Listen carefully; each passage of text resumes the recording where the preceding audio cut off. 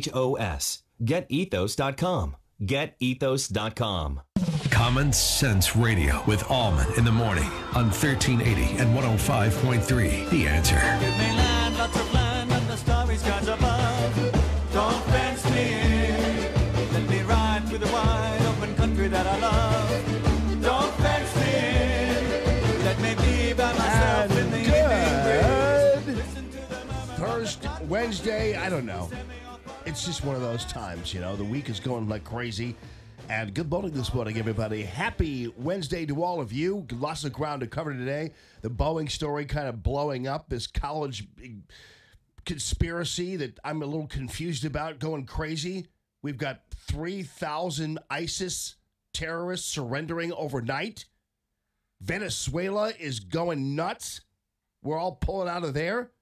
So much to talk about. And guess what? Right out of the blocks, none other than Jim Carafano from the Heritage Foundation. Jimmy, how you doing, buddy? So I wanted to prep for the Venezuela story to really get in the mood, so I turned off the light and heat in my office. You went into pitch total darkness, did you? I'm sitting here in the dark, yes. I'm sitting here in the freezing dark, so I feel prepped to talk about Venezuela. It's amazing. I mean, now, right now there's an investigation going on as to whether or not Maduro thinks it was either Guaido's or whatever his name is his fault, or the U.S.'s fault for like turning off the lights. But to your knowledge, that you don't think that's happened, right? Probably not. So I think the one thing I appreciate about the U.S. Position on this is, and where I actually think they've been almost close to brilliant, is the way they've kind of kept the momentum going. I mean, this is a president, he doesn't believe in regime change. You know, he doesn't believe in nation building, but he does recognize that Venezuela is a destabilizing threat to the region. It's an incredible humanitarian crisis. Millions of people have fled the country. And so the U.S. is not on its own. It's actually partnering with countries in the region. There's like 50 countries that have recognized the guy that actually should be the legitimate president. But what they've done is almost every day they find another way to kind of ratchet up the pressure on Maduro and his thugs, and I just think that that continually keeps them on the defensive. And I don't think it's a question of when they leave the country. You know, I mean, I don't think it's a question of if, but it's when. Well, actually, I don't know if they'll get to leave the country, because if they keep this up, what's going to happen is people are just going to drag them into the streets and string them up by their thumbs. Yeah. A la Mussolini. Well, what happens here, though? Right now, the dynamic here is that the military is currently still being led by Maduro, or is it who's in charge there? Yeah, so there's a handful of powerful people that essentially keep him in control and to ensure his personal safety and control over the specific elements of government. They have a backbone of Cuban advisors and Russian security who are essentially loyal to him. So he can't even trust his own people to kind of keep him in, and that's the ball and wire and spit and chewing gum that's kind of holding the regime's claim to power. Yeah. Okay. All right. So I think you're right. I really do appreciate your viewpoint on intervention, because obviously, Bolton, I don't know what he was doing with his little legal pad and the 5,000 troops to Colombia thing. Yeah, right. Yeah. That seemed like a classic Bolton fake, you know. But nonetheless, right. I think Americans would have very little patience for a exodus or a flow of American bodies into South America for this thing. I think that's true. I don't think it's appropriate. We've got lots of things for our military to do, you know, and you know, remember what Colin Powell said. He's absolutely right. You break it, you buy it, right? So I think Venezuela's problems were the creation of Venezuela, and it's up to the Venezuelans to solve it. You know, we were pretty confident there were secret negotiations continuing going on. We're talking about kind of an off-ramp for Maduro and some of his cronies to leave the country. We've seen some of the family members of some of the key leaders already leave the country. I just don't see it sustainable. Yeah, I'm in one of those things where I'm just hoping that it doesn't turn into just a bloodbath down there. But obviously this is not going to seemingly end well, no matter what. Well, that's the well. I mean, I think that's the nightmare scenario, which is it's not if the Maduro regime's going down, it's going down, but it would be horrible on top of all the other suffering that the Venezuelan people have had if that ended in a cycle of violence, which just created more destruction, and more problems. But hopefully, unlike Caligula, Maduro will get on a bus somewhere. Yeah. Hey, before Hugo Chavez, what was Venezuela like? Like, Wasn't he the guy in that movie? Wasn't the Hugo the movie? I don't know. I don't know, but wasn't the Christmas movie about the kid hiding in the? I don't know. That's a different Hugo. Sorry, you're talking about the guy that was the dictator before Maduro. Yes, yeah. Oh, Hugo Chavez. Hugo Chavez. What'd I say? So you have a good accent. Your accent's excellent, I must say. No, I always make fun of the news people who, suddenly they're from Massachusetts, but they're going Maduro in Venezuela. It's like, dude, stop it. Okay, it's your Cortez. It's like, no. I can't even pronounce English very well. But I've never heard him called Hugo Chavez, but maybe so. So before that, like, what was Venezuela's kind of place on the globe? I don't really recall them being much of anything. Well, so Venezuela has oil, which is been a tremendous benefit to the country, an advantage that few of its neighbors had. So it has, kind of a cash and carry export, which really gave Venezuela kind of a leg up on many of the other countries in the region. So two things happened. One is the government took control of everything. They nationalized everything. That kind of destroyed the free market. And then when they bled the country dry, essentially what they did is they hooked up with the transnational criminal cartels, because that's how they actually make their money. They don't make their money off the oil and the other stuff. What really keeps them in the clover is they are basically part and parcel with the transnational criminals moving drugs and everything else. And so now you've got abject poverty, no free market, no liberty, and your country's, got run over by basically criminals and thugs. Wow. That sounds like a barrel of monkeys. Yeah, and people say, and this is the thing is we talk about, you don't be a socialist because you went up by Venezuela. And, people miss the look, it's not the social spending. There are lots of countries that do a lot of social spending, right? Yeah. Finland. Okay, and we may think that's a bad idea, but they're perfectly fine democracies like Canada, right? What the threat of socialism is not that they're spending money on social programs. It's this notion that government needs to be in charge of all the big decisions in your life, because then what happens is when all the power morphs to government, government becomes about the preservation of government. And the regime and the socialist regime, which said we're going to take care of you, it eventually became we're going to take care of ourselves. And this is the great irony when you hear people in the United States, different politicians saying, "Oh, socialism's awesome, it's great, we're going to take care of people." Right. Because how it ends is all they're doing is taking power. Right. And when you run out of money, you stop giving it to the people. Right. You keep it for yourself. I mean, it's just that simple. When you're the treasurer. Talking to one of the guys at work yesterday, his wife's actually Russian, and he goes, because Russian was a socialist, right? And he said, in Russia, what happens if you didn't have a job? The people just took care of you? And she's laughing. She goes, "Dude, are you kidding? In Russia, if you didn't have a job, you went to jail. You were required to have a job in Russia. That's so in funny. Russia, it was a crime. It was a crime not to have a job, right?" So they had a very different view of socialism. Well, there's so much to talk about on that end because President Trump got in all kinds of trouble because he dared say that he didn't want people coming here who would ultimately have to be dependent on the government.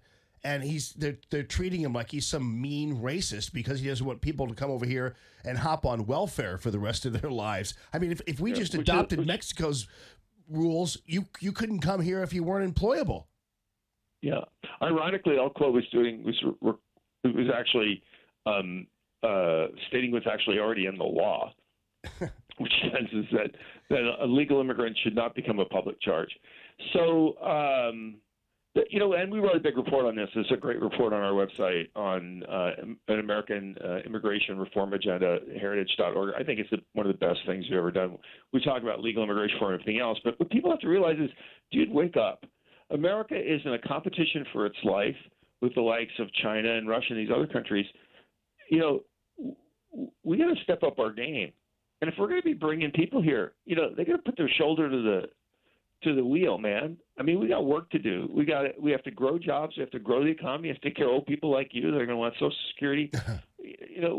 We are not a country that can just become a nation of freeloaders. Right. I mean, it's just, and you know what? I don't say half. So many good things happen in this world because of us, right? Whether it is helping the people of Venezuela or pushing back on the Russians in Europe or trying to get the North Koreans to get rid of the nuclear weapons or telling the Chinese they have to, quit, messing around with people. Nobody else is going to do that. And if we cut ourselves off at the knees by ceasing to be a free, productive, and strong nation, we're not going to have to worry about not eating hamburgers, right? Right. And yeah. So apparently, if we all become vegetarians, right, we would cut the world's greenhouse gases by 3/4. Yeah. I'm just not sure how all that works. Well, De Blasio's on the way because he's on to something with his meatless Mondays. So keep that in mind. New York's going to be meatless on Mondays. Yeah. I told him. I said he could just convert to Catholicism and have meatless Fridays. During Lent, Yeah. All right. Well, at least the Catholic Church got something right. Right. Real quickly, I know you're on a crunch time, which is why we had you so early, but 3,000 ISIS fighters surrendering, is that correct? That's what I'm hearing. Yes. Yeah, I think the caliphate don't go to the travel bureau and say I want a vacation in the caliphate, because I think those opportunities are long gone. Yeah. So the question is what do they do with these guys? I mean, the yahoos from all over the place. That's a problem that's going to linger for a long time. And the thing is a lot of those people just faded back in the woodwork. We cannot just walk away from the Middle East, because if we do, it's like the brush fire; it'll just flare back up again. But it's a historic defeat on the hubris of Islamic terrorism, that they just think they can just take over the world, and everybody's just going to sit there and watch them. Remember Osama bin Laden once wrote a treatise ago, America's a paper tiger. Yeah. If we hit them, they will run away. Right? I guess he was wrong. Well, I guess he's dead. So right, I guess. I wish there's part of me that wishes he'd lived long enough to see ISIS humiliated. Right. To the point they don't even own a village anymore. Now, how cool is that? And, right, exactly. Now, when they surrender, though, what happens to them? We don't have to take care of them, do we? Well, see, they're basically in the custody of this Kurdish group in Syria, and I think there's a real question of what happens to them over time. It's a thorny issue because a lot of them have very different nationalities, and who do you turn them over to? And you can give them the Syrian government. Syrian government would just kill them. I don't know. Yeah, but this is, to me, this is the lesser of the the lesser of evils. Well, they won't. Let's put it this way: they won't get, for instance, refugee or asylum status for the U.S. Just tell us. No. I would think probably not. Good. Okay. Yeah. Just you know what? Sure. The one thing they should pray for is they should pray that people do not treat them like they treated the prisoners of ISIS. That's the one thing they should pray for every night. That is very true. Well, Jim Carafano, as always, thanks so much for being with us, brother. Really appreciate you this early in the morning. I know you're very busy today, so we appreciate you, bud. Let's do it again. Let's do it. Jim Carafano, heritage.org. We appreciate you, brother. So, yeah, we're going to talk a little bit about that. And also, Tucker Carlson, speaking of foreign affairs, one of the things that Media Matters went after him on is his discussion of Iraq and his pejorative descriptions of the Iraqi people. And so he's being called racist by Media Matters. Well, I got news for you. He was absolutely right about the Iraqi people. I got news for you. Tucker Carlson was absolutely right. You talk to anybody who served in Iraq, and I happen to have somebody close to me named Ethan, who's my number one oldest son, who served over there. We'll talk more about that because I'll tell you the truth about the Iraqis and what really went on over there and why it was so frustrating for so many American soldiers when they were over there. And it matters. You can call the Tammy.com real estate line. It's the listener line, 844-855-1380. We got that going for us. We have President Trump once again correct when he talked about airplanes. And you remember, by the way, that he was ridden like a rented mule when he talked about raking the forest. Well, it turns out, you know what? He was actually right about that. He was right about forest management. And he's right about the airplane thing. But I knew the minute it came out of his mouth, I knew what the individuals were going to say on TV and beyond. I knew what they were going to do. They were going to deride him and say he's wrong and say he's complaining and say he wants to go back to the horse and buggy. And you know what? They did. So I'm going to break that down a little bit because this Boeing thing, this is the biggest manufactured freakout that I've seen in a long time. And it's just a product of our news environment and our news situation now where these stories have become, they have a life of their own, mostly driven by the media. You've got people this morning who are standing at the airport at a gate refusing to go on 737s. It's ridiculous, but we're going to follow up on that. Without further ado, ladies and gentlemen, our national anthem.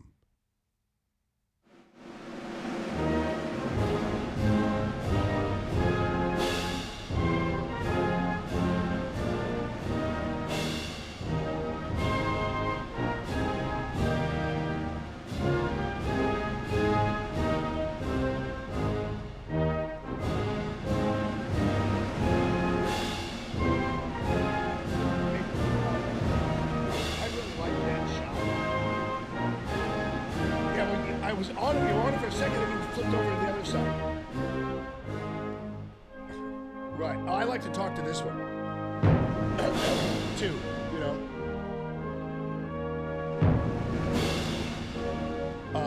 It doesn't matter. Now that I can see it, I can talk to either one. You know? Damn it, I'm getting my voice to start. So get that shot, man.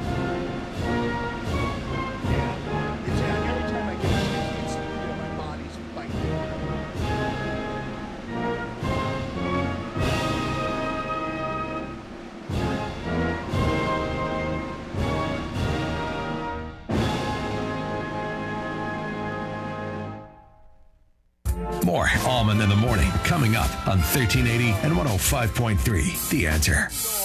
Stuck in traffic? We've got the answer on 1380 and 105.3. The Answer. Traffic volume remains light across the area this morning. However, we've already seen some issues. Got a crash at Lindell and Vandeventer. And now the off-ramp block, northbound 55, right near Broadway with a crash that's blocking that exit ramp. Plenty of emergency equipment on the scene, so use some extra caution. Again, northbound 55, the off-ramp block at Broadway. Eastbound 6440 moving well between 170 and Big Bend. You're delay-free on the westbound side between Hampton and Laclede Station. Not looking too bad. Pulling up the Jam Cam westbound 44 at Big Bend, still looking good. This traffic report is sponsored by Compassion International. It's easier to change the world than you think. Sponsor a child in extreme poverty with Compassion International, and you will change the world for that child. Just text the word child to 83393 to sponsor right now. I'm Dominic Fortini with your St. Louis Metro traffic on 1380 and 105.3 The Answer. Business owners, self-employed, part-time employees, are you struggling to pay your bills because you no longer can afford your health insurance? Hi, it's Mike Gallagher. With Obamacare premiums skyrocketing, higher deductibles, and shrinking networks, let me introduce you to Dryden Camus Insurance Agency as the answer, the solution. Dryden Camus Insurance Agency has non-Obamacare ACA-compliant plans that do not fund abortion. There's no enrollment period, and you don't have to pay for expensive extras like pediatric dentistry or maternity care. Contact Joyce at Dryden Camus Insurance Agency and start saving up to 60%. Call 877-695-0245. That's 877-695-0245, or just go to kddi-ins.com. Cut through the confusion and save money with Dryden Camus Insurance Agency, serving Missouri and Illinois. This is the answer. This is the solution. Dryden Camus Insurance Agency. Just go to kddi-ins.com. How can a fully stocked restroom improve your image? How can serviced fire extinguishers or a first aid cabinet make your employees more prepared? How can comfortable work apparel make your business more productive? For over 1 million customers, the answer is simple. Cintas. Cintas delivers everything you need to open your doors with confidence. Because helping keep businesses well-equipped, clean, and looking their best, that's our business. Oh, I'm ready. Get Cintas and get ready for the workday. Lowe's knows you're the type who does it right to keep your home style up to date. We do it right too by offering up to 35% off select bath faucets so you can give your bathroom a quick refresh and save. Go a step further and make an even bigger impact in your bath with new flooring. Get Pergo Timbercraft Plus Wet Protect starting at just $278 a square foot. For your next project, do it right for less. Start with Lowe's. Offer valid through 3/13. See store for details, U.S. only. Glock days are back at Denny Dennis Sporting Goods in Fenton, Missouri, March 15th and 16th. Our Glock representative and a Glock armorer will be on site to answer questions or discuss your Glock firearm needs. The first 50 Glock handguns purchased will receive a free Glock range bag during the event. Sight upgrades are available for Glocks, and with a sight purchase, it can be installed on your Glock free of charge. Stop by and take advantage of the huge savings during this event on all Glock firearms, parts, and accessories. Friday and Saturday, March 15th and 16th, Denny Dennis Sporting Goods at 1 Gravois Road in Fenton. Give them a call at 636-349-9447. 636-349-9447. Glock days are back at Denny Dennis Sporting Goods in Fenton, Missouri, March 15th and 16th. Denny Dennis Sporting Goods in Old Town Fenton is celebrating Glock Days. Like Denny Dennis on Facebook to get in on their specials. Hey, want to talk with Jamie? Call 844-855-1380. 844-855-1380. And interact with Common Sense Radio. This is Allman in the Morning on 1380 and 105.3. The Answer.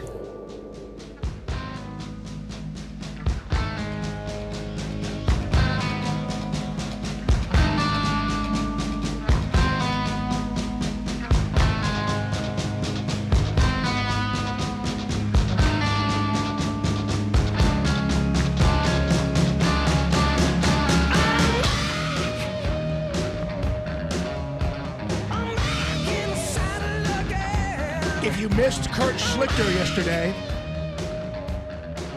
I'm going to give you another chance to listen to him because we talked to him late in the game on yesterday, late in the show. So it was right towards the last half hour of the show.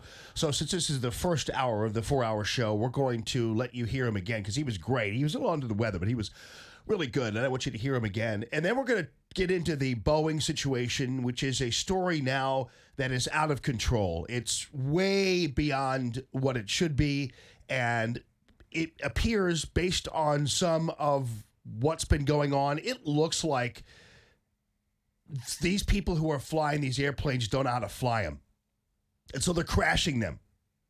And so that's primarily the problem as far as I'm concerned, because if it were a problem with the airplanes, we'd have them dropping out of the sky. The sky is littered with them. Even now at 6:28 this morning, there are probably hundreds of 737s up in the air right now. But now we've got people who are going to the gate and actually refusing to get on airplanes because of the media freak out and the attempt to get the FAA to ground these things.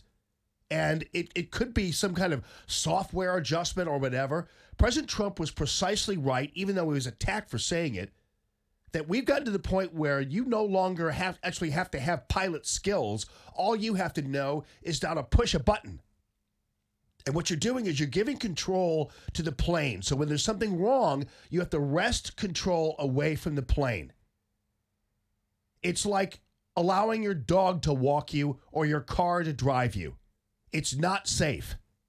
So the technology has way exceeded man's ability to keep up with it in real time. So when there's a problem and you happen to be up in the air in a multi-ton metal cylinder and something goes wrong, the only way to stop it from crashing is a human being. You can't get around that. President Trump was exactly right, like he always is, but he's being derided for it. We'll follow up on that. And Kurt Schlichter on the way. This is Common Sense Radio and Allman in the Morning. Star Trek. With SRN News, I'm Rich Thomason in Washington. A delay in getting to the bottom of last Sunday's deadly jetliner crash in Ethiopia. Ethiopian Airlines says the black box recovered from the plane will be sent abroad for analysis, although no country has been chosen just yet. Paul Manafort faces a second sentencing hearing today, could get up to 10 additional years in prison.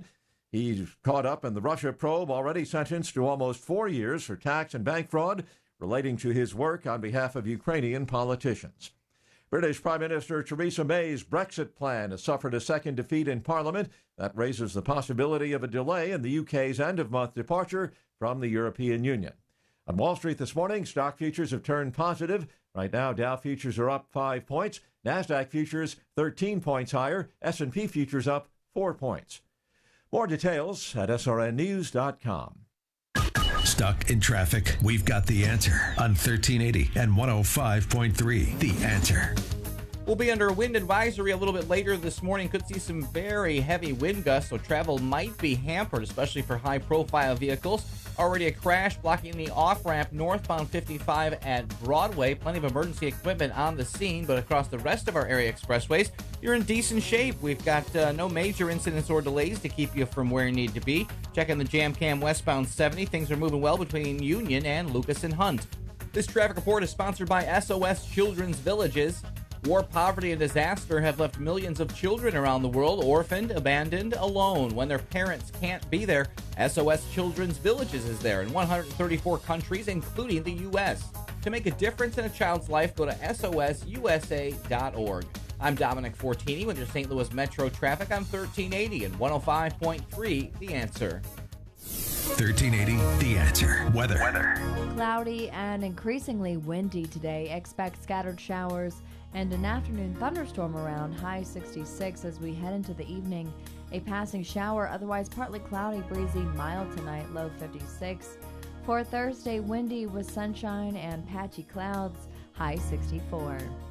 I'm Madison Baggett with your St. Louis Metro forecast on 1380 and 105.3 The Answer. Dennis Prager points out the truth. We are told that the left is pro-science and the right is anti-science because we don't believe that we should bankrupt Western civilization because the world will come to an end in 12 years. We are going about it the wrong way, that everything we'll do bankrupting the West will change the temperature perhaps a half a degree. Perhaps. The Dennis Prager Show, weekday mornings at 11 on 1380 and 105.3. The Answer. Breaking news, stimulating talk. Larry Elder, tonight at 5. Now, back to Allman in the morning on 1380 and 105.3. The Answer.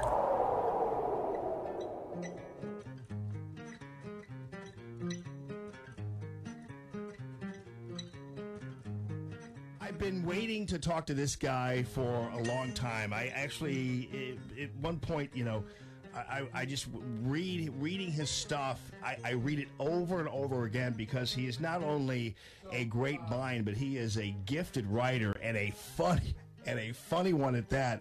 And he's also a pretty good talker, so much so that Don Lemon once had to cut his mic, which I love. I'll play that for you in just a little bit. But in the meantime, Kurt Schlichter, how you doing, my friend? I'm great, Jamie. Give me all this build-up. I'm sitting here in Los Angeles, praying for death with this head cold. So I'm sure I'll be a barrel of freaking laughs. Well, listen, man, I understand that, and I'd love to have you on more regularly too, because just love reading what your commentaries, and you're so precise, and your surgical strikes are awesome, and your latest piece. At least I think it's your latest piece. The one I just read the other day, which I wanted to get you on the air about, is why the Never Trumpers will never shut up. And you went into a whole litany about this. Oh my God, the Never ahoy, you cruise shilling weasels! These guys, what a bunch of losers. Jamie, I'm an Army guy. I really hate traitors. I don't mind somebody saying, well, Trump's got a lot of problems. Trump does have a lot of problems. I don't care. That's fine. That's an observation. But some guy who allies himself with the Democrats, who starts saying things like, well, Green New Deal doesn't seem like a bad idea. Oh, reparations, that seems smart. Okay, that's not a conservative. That is a collaborator. And it makes me think of the GIMP scene in Pulp Fiction. Yeah, right, exactly. Now, here's the thing, though, and I want everybody to know that the reason why also Kurt has so much credibility in this realm is because, you know what, you were the jury was out with you, as it was with a lot of people on President Trump. I was a little more of a fanboy than most other people out there, but I understood the people who had questions about him and that kind of thing. And yet at the same time, President Trump and how he wound up comporting himself as president and everything else wound up really impressing you. So that's where you're coming from. Is it you came from a place where jury was out, but you were convinced that this is the right move? I was never Trump because right. I kissed a girl, so I don't qualify. And B, I was never Jeb. I was never Hillary. And you can't have that many nevers in your life or you become ineffective. At the end of the day, the Republican voters picked Donald Trump. I'm a Republican. I'm a team player. I had my, I was a Ted Cruz guy. I had my say. I lost fair and square. Okay. Yeah. Now I get back on the bus. But the thing is, Donald Trump kept saying things I liked, but I didn't believe he was going to do them. I mean, all I knew about Donald Trump was, I read in Spy magazine. I knew he was on TV, and I knew he was kind of a wild lifestyle. I knew he'd been a Democrat.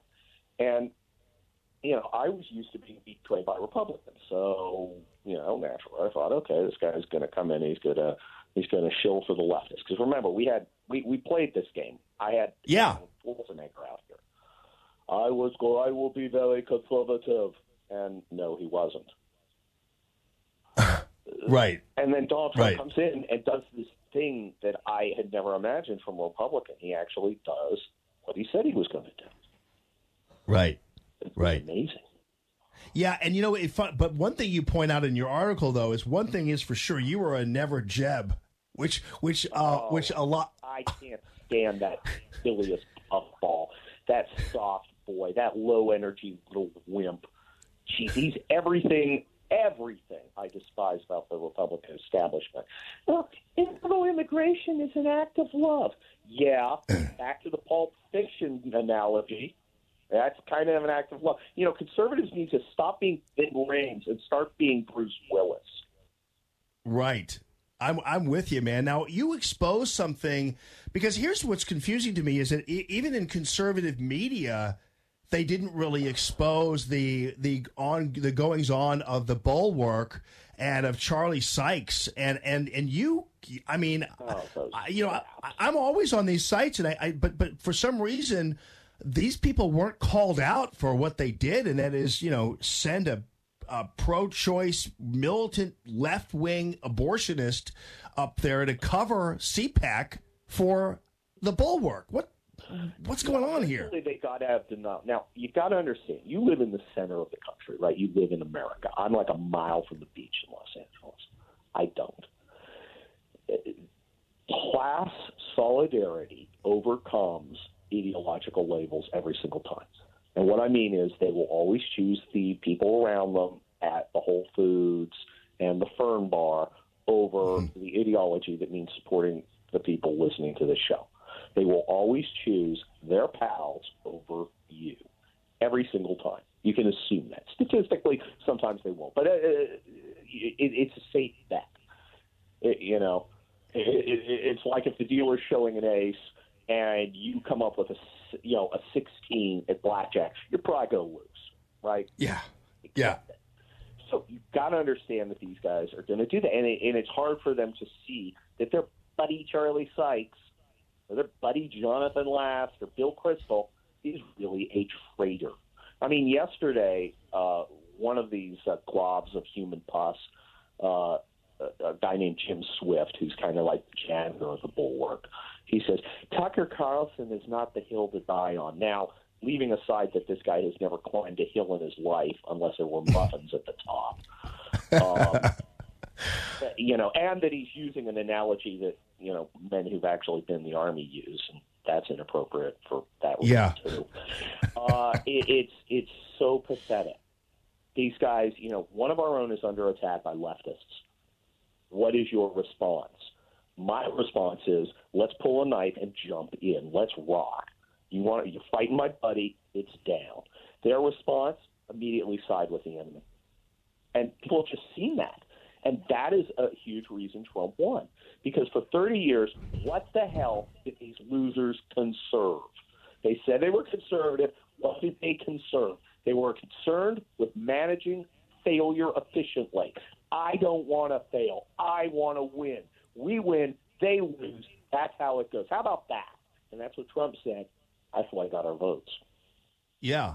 And they're concerned about selling their books, because if they didn't have somebody they could constantly I'm also selling books. It's just right. Books are crap. Well, what I'm saying is awesome. Militant Normals, man. That's an awesome one, I know. And if you novels are great too, man. There's violence. There's making fun of liberals. Go get Wildfire. Everybody, go buy my book. Yeah, Indian Country. Too. Indian Country. Yeah. Yeah. But what I'm saying is that, but these liberals, these Bulwark guys hate them. Yeah. Right. Your novels, you're such a ruffian. But these guys, what I mean about books is a lot of them felt like I guarantee you they would rather have Hillary in office than Trump, because then they could make themselves more relevant and sling their hash. It helps them. It fills out the conservative cruise, so you can hang on the Lido deck and maybe you can meet Bill Kristol. Ooh, isn't that exciting? Yeah. Sipping Zima. These guys. Look, it was all a scam. Conservative Incorporated, this combination of these think tanks, the Liberty Coalition for Liberty and Eagles and Families and Values and Eagles, and these cruises and these magazines that nobody reads, and these and they're on little panels with each other. It's disgraceful. It was a scam. It was a giant grift. It was a ripoff. And then suddenly Trump comes along and he kicks us over. Right? He kicks over these money changers' tables, and they're furious because he cleared the deal. He screwed it up for them. They're exposed, and they're furious. Now they might have to get jobs. I love it how you call it conservative ink. That's a perfect description of what's going on. And you were trying to figure out towards the end of your piece, which is, again, awesome. You were trying to figure out, what could possibly be, though, the mindset in terms of trying to then go to CPAC and try to destroy conservatives. And you came to the conclusion that it was one of these things where it's almost like they would rather have nothing than have it the way they don't want it. Yeah, they would. First of all, you got to understand, they hate us for rejecting them. Look, all life is high school, right? And these are the student council nerds who everybody else finally said, these guys are ripping us off and they're dancing and stink. Let's all get together and vote them out. And then they get voted out, and then they go and collaborate with the administration, to ban rock and roll, Right. These guys. It's like they're like the guys helping out John Lithgow in Footloose. Right. Yeah. So if this is Kurt Schlichter sick, I can't wait to have Kurt Schlichter well, because, dude, I mean, this. Not FCC. How about Kurt Schlichter not FCC compliant? Oh well, I guess in other venues where I was doing the stream and things like that would be fine. But now suddenly I'm with Salem now, and well, you work at townhall.com, where he's a political columnist and a commentator there, so his pieces are always popping up on there. But buddy, I've been a longtime fan of yours, and just your articles are just outstanding. Your writing is brilliant. I don't know how did that develop? For an infantryman, huh? Yeah, not bad at all, buddy. Yeah, me and my fancy book learning. That's awesome. So now you've got you have Militant Normals, you've got Indian Country. What are some of the other ones? People's Republic and Wildfire. Those are my 3 novels, and they're fun. They're fun. There's something conservative incorporated hates. They're fun, and they have a conservative message, even as the heroes blowing stuff up. Wow. Militant Normals is nonfiction, and that was a big publishing house and everything, and I was like, that's all fun. But I got to do exactly what I wanted to do, and it's like an hour and a half listening to me. Well, I don't know. Actually, it's like 5 hours for the audiobook. It's fun. So it's fun. God, I hate that's what I hate about a lot of conservatives with their stupid bow ties and their stupid inability to get dates.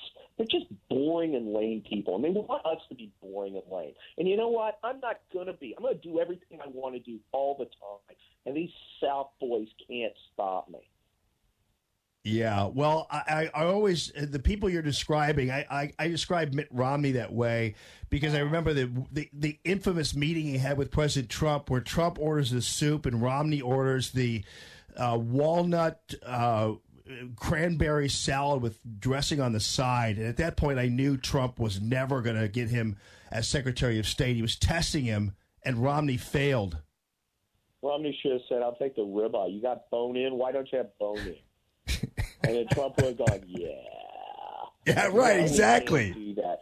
Well, Romney is a freaking librarian telling you to use your inside voice. Yeah, I know.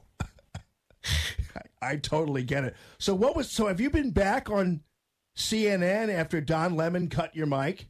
No, which is great because it's in Hollywood, which means it's like an hour and a half hike up there and back. And I don't care. I'm on Fox all the time. Heck, I hosted for Hugh Hewitt all week a couple of weeks ago. I get plenty of media. I don't need these hacks. But, I'm on with Lemon, right? Here's how it goes. I'm sitting in my office. It's December 22nd, 2015. I'm a partner in a law firm. I'm sitting there, and I get this call. Hey, can you jump on real quick to do a CNN hit? And I've been Trump skeptical for a while, and I would come on and I would say, here are my problems with Trump, and it was all legit. That's what I thought, but I was thinking there are some things okay about Trump. So I'm like, yeah, fine. So I go grab it because I dress like a hobo in the office. I go grab a suit and a jacket and a tie that's hanging in my office, and I sit down. I do it on Skype, right? And it comes up Don Lemon, and I thought it was going to be somebody else. Like, whatever. And Lemon comes on, and he's like, Kurt, did you hear? This is the greatest atrocity in human history since the Armenian genocide. Trump said that Hillary, while running against Barack Obama, got schlonged. And I was like, what? And he said, I can barely speak the words, but Trump actually said she got schlonged. What do you think of that? And I was like, I don't care. What? I'm like, I don't care. And we go back and forth. It gets more intense. And I said, look, she's a sexual abuse enabler. Why would I care that she uses a very minor use vulgarity? And we go back and forth, and it heats up a bit. And finally, he tells me, you can't say that. And I was like, Don, you're telling me what I can and can't say. That's not going to work. And he cuts my mic. And I think the link's gone down, right? I'm thinking, oh, it's Skype, yeah. And the producer comes on and goes, thank you very much, click. And you know how producers are. John, you were great. I love you. You got to come back. Yeah, right. This was you're clear. Goodbye, click. I'm like, that was unusual. And I'm still thinking that we just got unhooked. And suddenly my phone detonates, right? I'm getting texts. I'm getting emails. I'm getting tweets. I'm like, what the? I got cut off? So I get like a couple thousand new followers. And I'm on every other media outlet for like 3 days. It was hilarious. And I don't have to drive up. And I don't have to be on CNN. Advantage, Kurt. Yeah. Well, it's funny too because I think but do you think they had you on thinking you were going to attack President Trump? I would imagine, right? Yeah. And look, if it was somebody said that I didn't agree, I would have.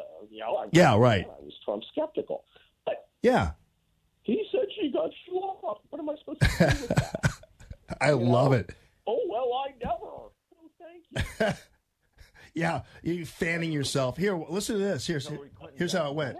Don't bring her husband back into it. Bring Hillary Clinton's actions into it. Absolutely. When she was given the choice between standing with a serial sexual abuser All right, with Kurt. women or being Stop. Yeah, I mean, and so then they cut his mic off, and it's great. So I'll find the link. I'll put it up on the website for you all to see it. But Kurt, would love to have you back, man. You got to be, listen, all that beautiful weather out there, and you've got a cold, man. I'm sorry about that, but hey, dude, and I got to go do court stuff later today, and it's just going to be a disaster. The jury's going to not going to be listening to me. They're going to be like, what the hell is wrong with this guy? What are you talking to his nose? All right, brother. Well, listen, we'll be in touch. Hopefully you can come back on. I'd love to have you on a more regular basis, but we will continue reading your awesome stuff and watching you on Fox. Call the show at 844-855-1380 and interact with Jamie on the calltammy.com listener line. That's 844-855-1380. More Allman in the Morning next on 1380 and 105.3. The Answer. Stuck in traffic? We've got the answer on 1380 and 105.3. The Answer. Crews made quick work of that earlier crash northbound 55 near Broadway that was blocking off the exit. No longer there, and the exit reopened, so things moving a whole lot better past the scene. A little bit slow already on the northbound side of 270 with some minor delays between Big Bend and Manchester. Southbound rolls incident-free. We'll be under a wind advisory that kicks off a little bit later today. Travel could be complicated with some heavy wind gusts. Pulling up the jam cam on the southbound side of 170 near Ladue, and traffic volume remains light. This traffic report is sponsored by Compassion International. Right now, there's a child living in extreme poverty with no future and no hope, but you can bring hope when you become a Compassion International child sponsor. Just text the word child to 83393 and sponsor a child right now. I'm Dominic Fortini with your St. Louis Metro traffic on 1380 and 105.3 The Answer. First Mortgages, Impact Mortgage Group, DBA Cash Call Mortgage, 19500 Jamboree Road, Irvine, California, 92612, NMLS 128231. Equal housing lender not licensed in all states, including New York. Call 855-657-9910 for licensing terms and restrictions. Okay, here's the deal. You're a freelancer, a hired hand, a self-made, self-owned business of one. Whether you're a contractor, creative director, or consultant, you're the boss. And that makes things easy. Unless, of course, you're trying to get a mortgage. When it comes to qualifying for a cash-out refi, gig economy workers come with more obstacles, more complexities, and more stress, right? Wrong. Dial 800-815-0745, and one of our cash-out mortgage specialists will help you qualify for the lowest interest loan possible, regardless of your source of income. It's the easiest call you'll make all day. Dial 800-815-0745. That's 800-815-0745. Make the cash call today. That's 800-815-0745. Curtains, shades, blinds, shutters. What are the best for living rooms or bedrooms? Hey, it's Allman from Allman in the Morning. I want to tell you about the quality customized service you will receive when you call my friend Michael Proctor at Proctor Drapery. Michael is an interior designer with exceptional expertise when it comes to window treatments for your home or business. Michael has served our St. Louis area since 1974 with the highest quality and value for custom drapery, blinds, shades, and shutters. He's also the top-tier Hunter Douglas priority dealer and your first choice for Norman Plantation shutters. Those are beautiful. Call Michael Proctor today and schedule your in-home consultation with Michael's mobile design unit. He will come to you. Weekend and evening appointments are available. The one-on-one appointment with Michael will ensure the look is exactly what you're looking for in your home or business. So cut down on the risk of error. Schedule your appointment today with Michael Proctor. Proctor spelled like doctor, proctordrapery.com. KXFN St. Louis, K287BY St. Louis. Rick Pogue here with Arrowhead Building Supply, the region's #1 specialty exterior building supplier. Arrowhead has the widest range of exterior products, from the most economical and commodity items to our highest-end outside elegance collection. If you need a contractor, Arrowhead supplies products to hundreds of the best contractors and builders in the business. Call us for a contractor referral and rest easy. The Arrowhead Cube Home Visualizer tool means you can upload an actual photo of your home and change it with just a touch of your finger. Now you can be 100% confident in your selections before they are installed in your home. Our product showrooms are the largest and most beautiful in the industry. We make it simple to experience a full range of siding, roofing, window, door, deck, and even stone options for your home or business. Check us out at arrowheadbuildingsupply.com or visit an Arrowhead showroom near you today in St. Peters, Missouri, Peebly, Missouri, and Fairview Heights, Illinois. Arrowhead Building Supply. Building supplies for building success. arrowheadbuildingsupply.com. Listen to Allman in the Morning with Alexa. Wake up and say, Alexa, play The Answer St. Louis. Now, back to Allman in the Morning on 1380 and 105.3. Yes, you are. Good morning, everybody. Good morning this morning. Happy Wednesday, everybody. Let me tell you something about this Boeing situation. And I know some people over there. And again, as I pointed out, you guys might think, well, Allman must have some stock in it or whatever. But I don't. I don't have any financial interest, but I do have an interest in the truth here. And this Boeing story has gotten way out of hand. And it's gotten to the point where some people are even standing at gates and refusing to board 737s. That's outrageous. It's ridiculous. And it's overblown. When you consider that there actually is, if the figures I see are correct, there actually is never a moment during the night or day that a 737 Boeing is not up in the air. I was talking to somebody yesterday who did the flight tracker thing, as I suggested, and you can actually see how the kinds of planes. You're not only seeing the planes up there, but you're seeing the kinds of planes that are up there. And the sky, at one point, you could probably see, of all the planes up there, the thousands of planes flying as we speak. Most of them are 737s. So if there was some kind of mechanical deep malfunction in these airplanes, they'd be falling out of the sky regularly. And the fact of the matter is, President Trump was right. I always worry when he says things, and you do too, Phil, sometimes. You know, when he says, you know how they're going to construe it, right? Oh, there's dumb Trump again, you know, saying that the technology, there's too much technology. Well, the fact of the matter is he's right about that. The technology has far exceeded the brains of some human beings, especially these goofballs over in the third world who probably aren't bothering to maintain the planes or are smart enough to fly them. I'm sorry, but that's just the way it is. They're complicated machines, and when they are computerized like that, they're still going to require human beings to operate them. And what's happened is we've created a technological gem, but at the same time we create a situation where the plane actually is flying the pilots. The pilots aren't really flying the plane, and therefore you get a level of deterioration in skills, particularly when something goes wrong, because you have the airplane fixing everything for you. And so you have no natural skill. So when there's some kind of and listen, I know nothing. I'm not an aviation expert. I'm just looking at what I'm seeing. When you have a situation where you have some catastrophic failure, well, you know, suddenly you've got to engage your human skills. And there are a lot of people, there's a lot of planes flying around there, and a lot of people who don't have those skills. And so they're all now talking as if they know that some kind of mechanical error, when the fact of the matter is, in all likelihood, it's a human's inability to keep up with a plane where some of its software or whatever else went south on them and didn't know how to operate the machinery. And if any of you have ever had to sit there and you're ready to rock and roll and suddenly your computer restarts, right? What do? Well, you sit there and you take a poop in the meeting because you can't start it without your computer. That's what happens. Airplanes are a little more sophisticated than that. They don't just simply restart in midair, but you know what I'm talking about. Anybody who's ever been the victim of technology knows that. You can't let it get ahead of humanity. Just saying. Your phone calls are welcome. 844-855-1380. News this hour from townhall.com. I'm Rich Thomason.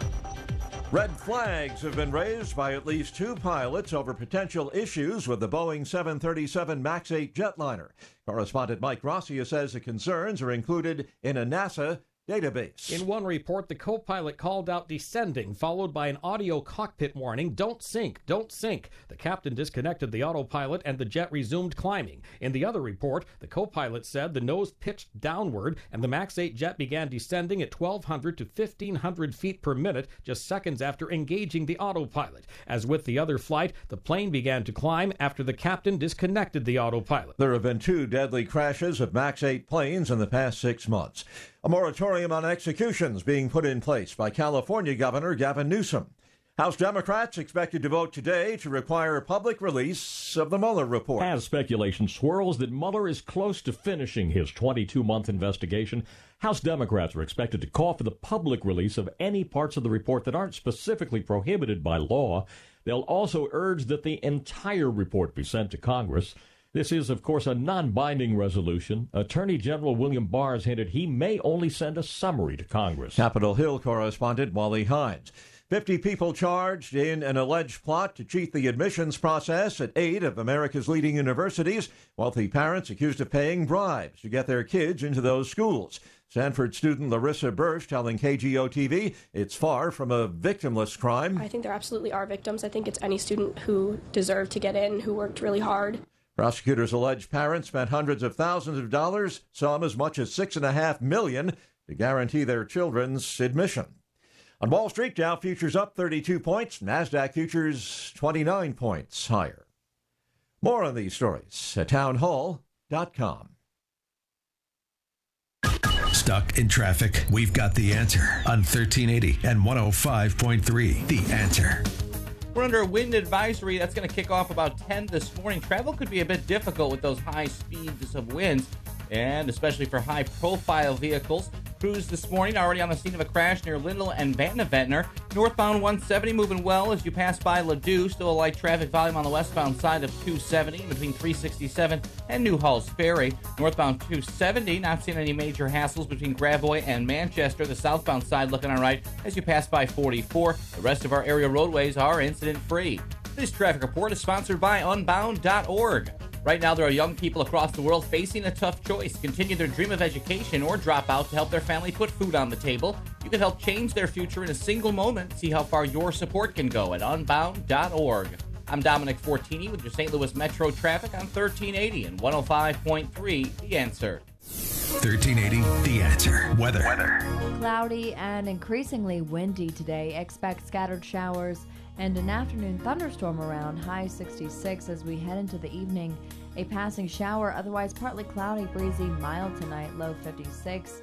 For Thursday, windy with sunshine and patchy clouds, high 64. I'm Madison Baggett with your St. Louis Metro forecast on 1380 and 105.3 The Answer. Do you consider yourself as the expert in your industry? Do others in the community consider you to be the expert in your line of business? There's an affordable way to position your company as the expert. I'm Lori Vernier, Sales Manager for 1380 AM The Answer and Salem Media St. Louis. Let us help you bring your brand to life. You know your business, and we know how to build an effective and engaging radio show with both on-air and online distribution. Grow your business by enhancing your credibility and branding yourself as the market expert in your field, positioning you above your competitors. Let's work together to help make you the expert St. Louisans turn to for information in your industry. Contact me, Lori Vernier, at theanswerstl.com, and we can discuss bringing your brand to life with your own radio program. If you love radio as much as we do, then why don't you join us by having your own show? Just go to theanswerstl.com and click Contact Us at the bottom of the page. This station owned and operated by Salem Media Group.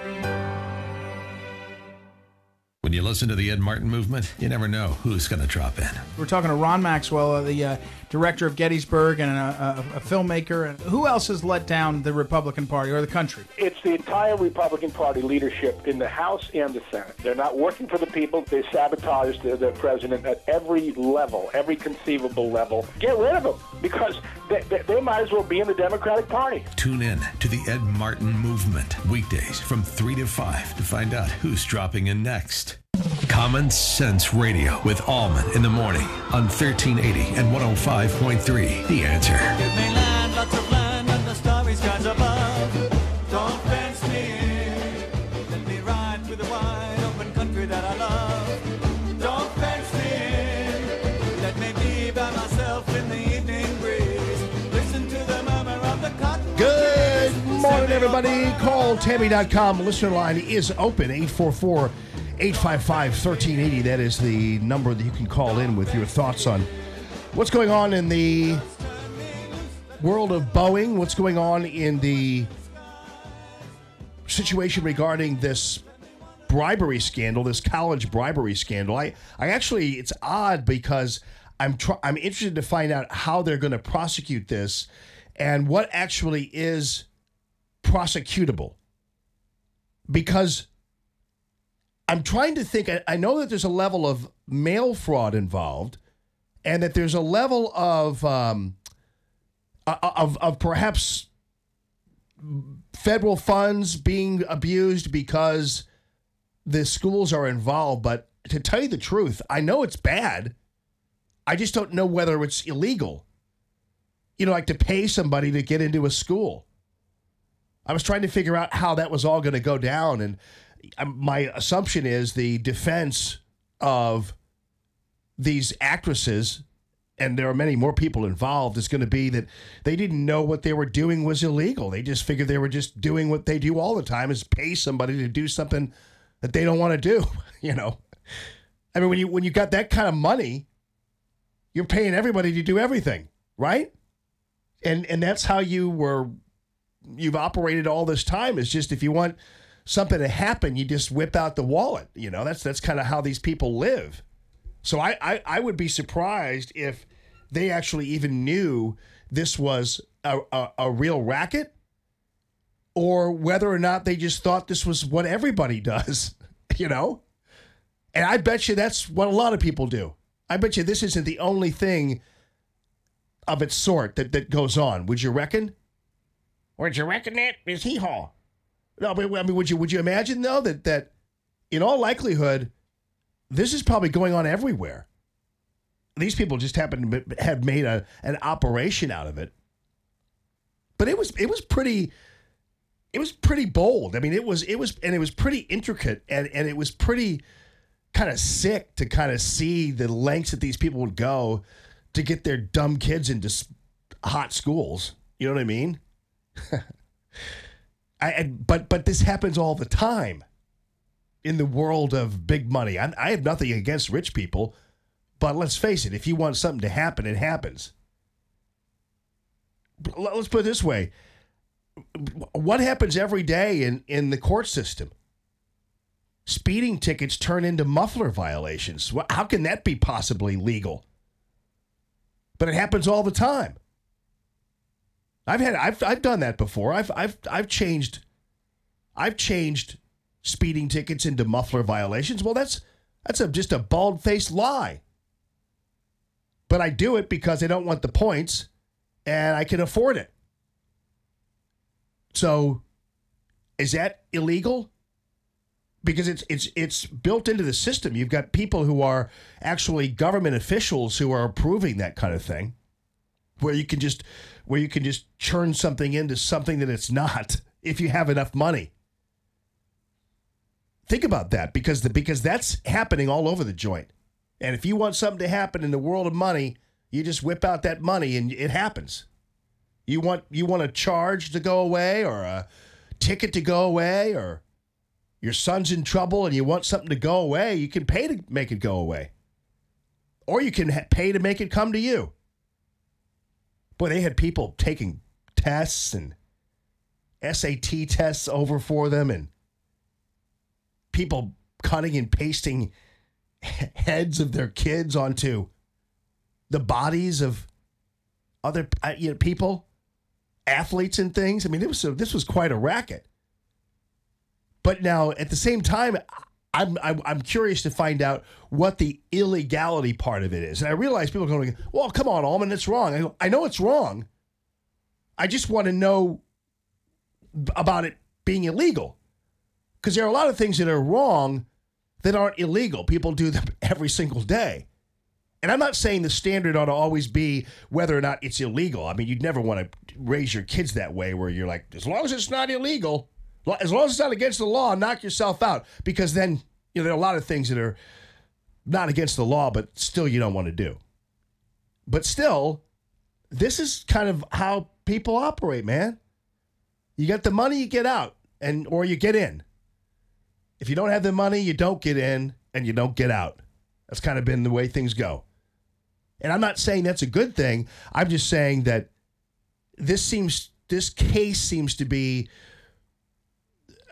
tricky. The number of people they've enveloped into it, and you've got these parents. Apparently, some of the kids didn't know. Although, if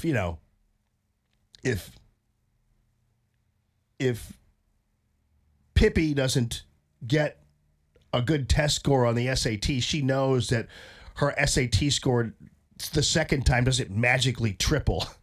You know what I mean? Oh, look, Mommy, I had a something or other on this test. Now I have a 1,400 on my SATs. It's like, wow, that's pretty good. It's a pretty dramatic rise. But this is how people work all the time. I don't think these actresses or half these people are going to spend a day in prison. And if they're convicted at all. That one dude maybe, and a couple of these coaches have been fired, but I'm not quite sure this is as big of a deal. All right, so on to the Boeing. I'm back to the Boeing story, and the media is reporting on this. But keep in mind, I'm surprised Ocasio-Cortez hasn't come out and said, you know what? When we erase airplanes altogether, we won't have this problem. She could be a sage. Nancy Pelosi can come out and go, well, now that you think about it, maybe Ocasio-Cortez is right. We don't need airplanes. But boy, I'll tell you what, the way this story has now spiraled out of control, because you have the media now attempting to dictate the actions of the FAA. They desperately want all these planes to be grounded, which of course would have catastrophic effects on our economy, catastrophic effects on people who are doing business, catastrophic effects on Boeing, and all because it seems to me that a couple of people don't know how to handle the technology. It's gotten way ahead of human beings. I mean, again, to my point, there's not a moment, at least according to Boeing, there's not a moment in time where a 737 isn't up in the air. And the fact that it's happening over in these banana republics, these crashes, ought to tell you something at least, right? Because they're not happening here, but they're all over. They're up in the sky all over the place right now. So if it was really that big of a problem, you'd see it. Now, pilots have worried a little bit about some of the technology and some of those things, and that's okay. It's not unlike people complaining about cars and getting used to the technology there. But when President Trump came out yesterday, and I knew this was going to be taken the wrong way, much like when he talked about raking the forest. Remember Mark Kaysen going on, I rake him, that's so stupid. It's like, actually, no, it's not. It's actually, that's what they do.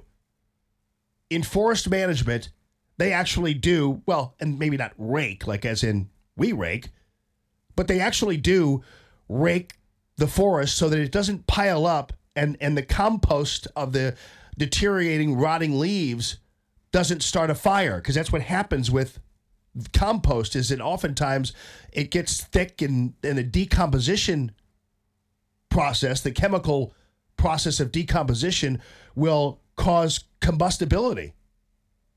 So you do have to do a level of forest management sometimes, especially when the forests get smaller and smaller and you don't have a whole lot of places for the waste to go.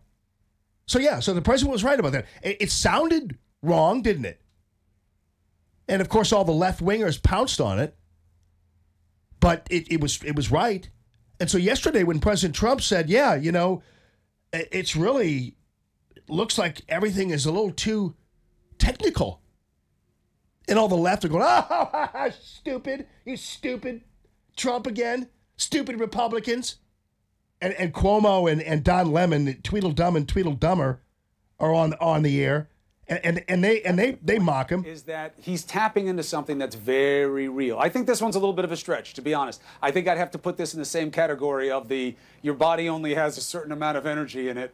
Don't exercise too much because you're big. Okay, so they're in the throes of mocking the president because he was talking about how complex modern planes are. That's true.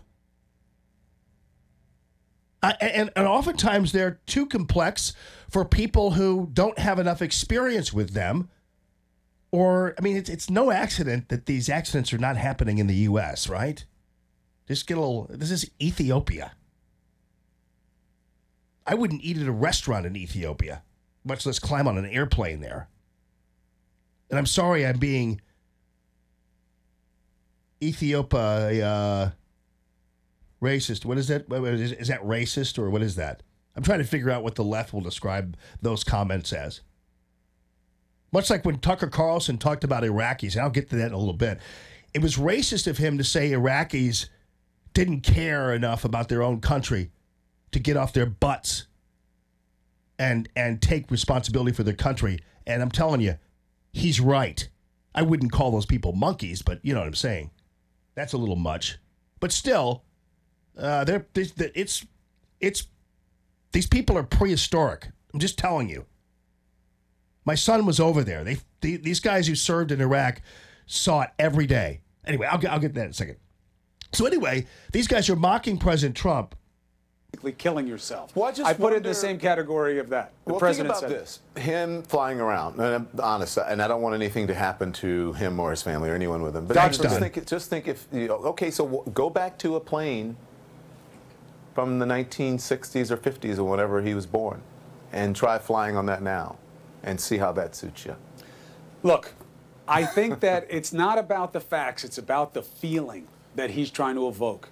Things used to be better before, and then fill in the blank. Listen to these guys. Technology again. I think he's. I mean, this goes. Foot. I mean, how much longer does this go on, for crying out loud? This is just two. It's almost like these two drunks. These guys they're talking like they're high. Seriously. On that, but before these newfangled industries, before this I mean, this is how they're taking a comment by President Trump that is accurate about the difficulty of technology now that's getting ahead of human beings. And Chris Cuomo's like, actually, he's writing a term paper for us. Actually, what he's really saying is this is code for let's go back to the old days. This is make airplanes great again all over. It's like, come on, dude. Address the issue, which I guarantee you is an issue. That the technology that we have right now in airplanes, for some people, it's way ahead of them. And oftentimes you can figure it out because the plane is basically flying itself, taking off itself, landing itself, and you never really have to touch anything. But when something bad happens and it goes south, you have to know and have your basic skills of piloting and flying to get out of it. But if the plane is in control and you're not, that becomes a problem. And technology has paved the way for that level of interaction between machine and human being. And there comes a time sometimes when the machine is more and more alienating itself from the human being. Sometimes I like technology. I think it's great. I mean, I think airplanes are much safer now than they were before thanks to new technology. I think that's great. But I'm just saying sometimes you get that situation where maybe there's a situation where you need to have more skills. And now suddenly I'm seeing that the headlines are the FAA faces criticism for not grounding Boeing 737 MAX jets. Let me ask you something. Have you all been able to dig up an aviation expert that believes the FAA should ground the planes? I bet you haven't. If you have, name them so I can find out what their position is on this matter. Because so far, the only people I know who want to ground the Boeing 737 are Don Lemon, Chris Cuomo, the news media, and idiots on Twitter who know nothing about aviation or about Boeing or airplanes for that matter. They want it to be Donald Trump's FAA. Donald Trump's FAA refuses to ground airplanes. Like, oh, Lord. Really? But that's what, this is everything turns into a freak out. And now you have people, seriously, there are people who are not boarding airplanes this morning, 737s. And then the news media is out there interviewing people at the airport. What do you think about the 737? Would you be afraid to fly on it? Like, well, after two of them crashed in hellholes overseas? Well, now that you mention it, yeah, I guess. Apparently there's some technology on it that doesn't work. And it crashes the airplane. Oh, it does? Yeah, that's what we're hearing. You're going and they're going to airports talking to passengers about it. What ultimately is your reaction when you're told basically that there's a good chance your plane's going to crash, when actually there's not a good chance your plane's going to crash? Culturalism. Before this, everything is okay and everyone's equal. These guys. Before, let's make ourselves great again. I say to people all the time, when were we ever greater than we are today? Boy, more free, more inclusive. Glenn Miller plays. Songs that made the hit parade. Guys like us, we had it made. Those were the days. This is my gosh, turn those mics off. But these guys aren't serious contenders for any kind of intellectual discussion about really what's happening and the safety of Americans and the safety of airplanes. These guys are just using this to beat Trump over the head with his comments. But he's right. Modern technology, it comes a time when it exceeds the ability of human beings to keep up with it, especially in disastrous situations. All right, Joe Biden says he's going to be running. We're going to talk about that and also about Tucker Carlson's comments about Iraq, that Media Matters is attacking, but actually Tucker is absolutely right. We'll follow up on that. Jazz Shaw from Hot Air is going to join us at about 8:35. We're going to talk to him about this Boeing thing. He's written a story about it on Hot Air, so we're going to talk to him about it as well. This is Common Sense Radio. It's Allman in the Morning. More Allman in the Morning coming up on 1380 and 105.3. The Answer. Stuck in traffic? We've got the answer on 1380 and 105.3. The Answer. Keep in mind, if you're traveling around the area a little bit later, we'll be under a wind advisory. That kicks off at about 10 this morning. Wind gusts very hefty. Could make travel a bit difficult. Northbound 55, crews working a crash at Merrimack Bottom Road. We have an accident with emergency crews on the scene on 79, a little bit north of 70. Eastbound 70, slow moving from Bryan into 79. Westbound 64, getting hung up at 15th Street. Early delays on the northbound side of 270 this morning. Big Bend into Manchester. Westbound remains sluggish between 367 and West Florissant. This traffic report is sponsored by Compassion International. It's easier to change the world than you think. Sponsor a child in extreme poverty with Compassion International, and you will change the world for that child. Just text the word child to 83393 to sponsor right now. I'm Dominic Fortini with your St. Louis Metro traffic on 1380 and 105.3 The Answer. You know, if you go to michaelsflooringoutlet.com, the website, you can get reviews and see reviews from not only people who are customers of Michael's Flooring Outlet, but customers of individual stores. So you have reviews from people at the St. Peter's location who've gone there, reviews from people at the Darden Prairie location who've gone there, the Creve Coeur location right there. So on down the line, the Florissant location, you're going to see reviews. And I am seeing reviews, and these are downloaded automatically from the Google review machine, whatever that is, but it's some kind of thing. But you can still see them, and it's 4.9 is the average out of 5 in terms of satisfaction. Not just satisfaction with the products that Michael has. And in fact, if you go to the website, it's really actually a very involved website and very good for you. Not confusing, but very involved in terms of helping you. And so you can figure out, what you want, let's say, in your carpeting. And then you hit on the carpeting on the computer there, and you are treated to 3,497 different styles of carpeting. And it's the same way if you go to the hardwood. You go to hardwood, and you've got 797 different selections for hardwood at Michael's Flooring Outlet. So there's no way you can go wrong shopping, even just online, and then going out to Michael's and have them set you up. Not only with great pricing, and make sure you mentioned that you heard about it on Allman Show, and appreciate him for supporting the Allman in the Morning Show. But he also has installers that know these products backwards and forwards and will get it done right for you. So great quality products, great pricing, great customer service, excellent installation. It's michaelsflooringoutlet.com. Business owners, self-employed, part-time employees, are you struggling to pay your bills because you no longer can afford your health insurance? Hi, it's Mike Gallagher. With Obamacare premiums skyrocketing, higher deductibles, and shrinking networks, let me introduce you to Dryden Camus Insurance Agency as the answer, the solution. Dryden Camus Insurance Agency has non-Obamacare ACA-compliant plans that do not fund abortion. There's no enrollment period, and you don't have to pay for expensive extras like pediatric dentistry or maternity care. Contact Joyce at Dryden Camus Insurance Agency and start saving up to 60%. Call 877-695-0245. That's 877-695-0245, or just go to kddi-ins.com. Cut through the confusion and save money with Dryden Camus Insurance Agency, serving Missouri and Illinois. This is the answer. This is the solution. Dryden Camus Insurance Agency. Just go to kddi-ins.com.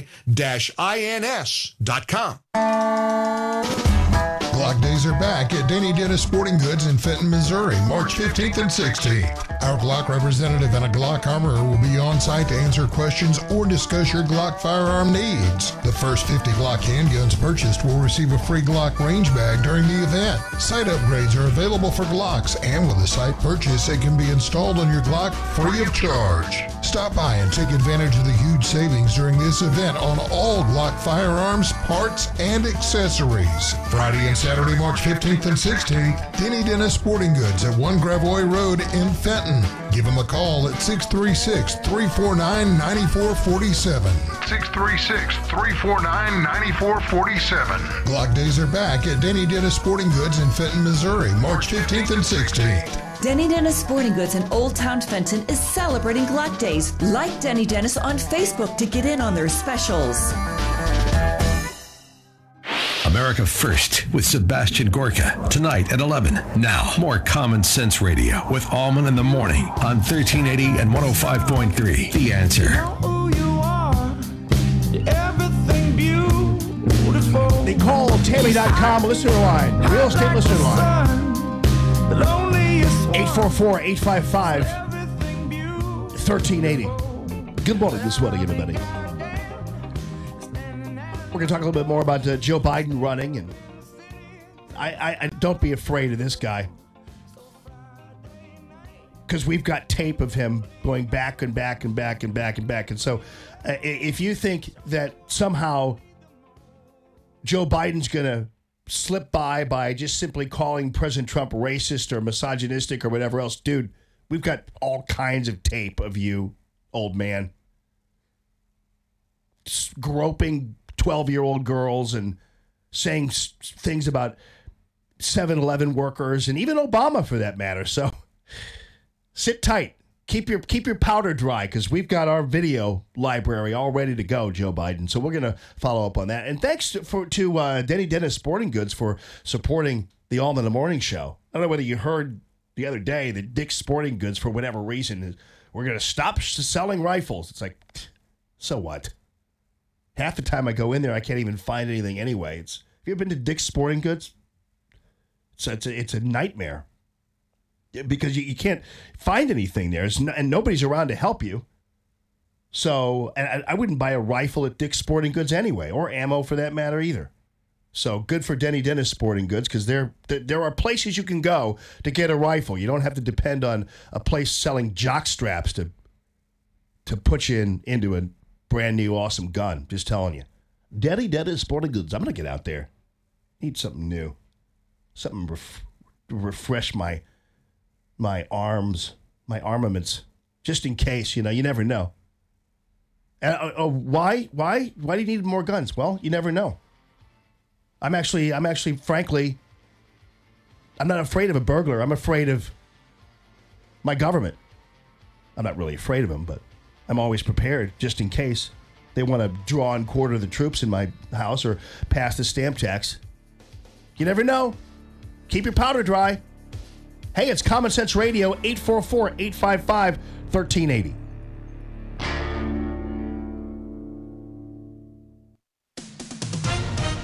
With SRN News, I'm Rich Thomason in Washington. Red flags have been raised by at least 2 pilots over potential issues with the Boeing 737 MAX 8 jetliner.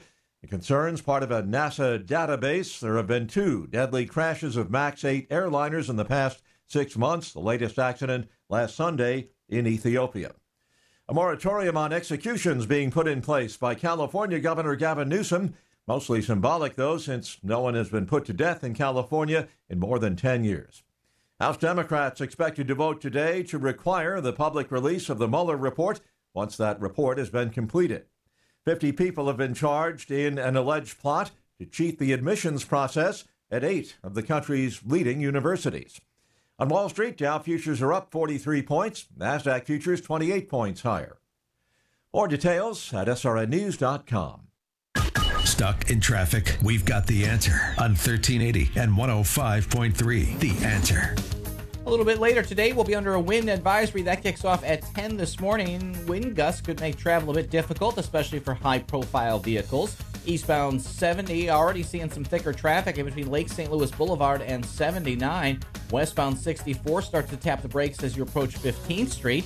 Watch for some slowdowns on the northbound side of 270 this morning, Big Bend into Manchester. We've got a few hang-ups on the westbound side of 270 as well, tie-ups 367 into West Florissant. This traffic report is sponsored by Positive Coaching Alliance. Got issues with youth or high school sports? Positive Coaching Alliance can help. PCA, a national nonprofit, offers more than 1,000 free online resources for youth and high school sports coaches, parents, students, and administrators. Visit PCADevZone.org. I'm Dominic Fortini with your St. Louis Metro traffic on 1380 and 105.3 The Answer. 1380 The Answer. Weather. Cloudy and increasingly windy today. Expect scattered showers and an afternoon thunderstorm around, high 66 as we head into the evening. A passing shower, otherwise partly cloudy, breezy, mild tonight, low 56. For Thursday, windy with sunshine and patchy clouds, high 64. I'm Madison Baggett with your St. Louis Metro forecast on 1380 and 105.3 The Answer. I'm Russ Evans. I'm Chris Carter. And I'm Shannon Nordstrom. Together, we're the Motor Medics on Under the Hood. Join us for fun and free automotive advice. If your car is feeling ill, we're the doctors, and we're here for you. Tune in and be entertained while learning more about your car and how to save money on ownership costs. You can ask questions and find out more at UnderTheHoodShow.com. And don't forget about our Facebook page. Join the Motor Medics each week on Under the Hood. Brought to you in part by Custom Car and Truck in O'Fallon, Illinois. Under the Hood, Sunday afternoons at 2 on The Answer. Mary, the child you bear will become the greatest of men. From the network that brought you the Bible. There has been talk about Jesus. They say he's healing the sick. Comes the life of Jesus Christ. His preaching is what concerns me. He's helping people. From those who knew him best. We are his followers. We've seen him do wondrous things. I am the resurrection and the life. Jesus, his life. Monday, March 25th at 8 on History. You have to decide, am I willing to get in right now? Is the world over? Is the good world over? Is it going to crash? Miss your chance to ask Del a question during the show? You can connect with Del off the air, too. Go to DelOnTheRadio.com, click on the Twitter link, and ask your question. #AskDel. I believe that a good teacher has the skill set to be able to bring people through multiple levels of learning that are completely different from one another. Have a comment for Del instead? Use hashtag TellDel. Hey, want to talk with Jamie? Call 844-855-1380. 844-855-1380. And interact with Common Sense Radio. This is Allman in the Morning on 1380 and 105.3. The Answer. Good morning and happy Wednesday, everybody. The call, Tammy.com real estate listener line is 844-855-1380. You on your way to boarding a 737? You gonna see all the TV cameras and all the live shots out at the airport as they demand that the FAA ground all 737s? Yeah, that's what's happening today. That's what's happening in your world today. I want to also let you guys know that just remember if things are bad for you this morning and if your life is tumultuous and just not the way you want it to be, and you're going to a job you don't like maybe, or you just got into a fight with your husband or your wife on the way out the door, you forgot the kids' lunch, life is hard, you have meetings all day, all you have to do is just say, you know what? At least I'm not Paul Manafort. That guy, he's going to be sentenced again today in D.C. I mean, I hate to laugh. I'm laughing because is this guy not the most, after a while, it's like, okay, we get it. Manafort did something bad. He cheated on his taxes and he lied on loan applications. We get it.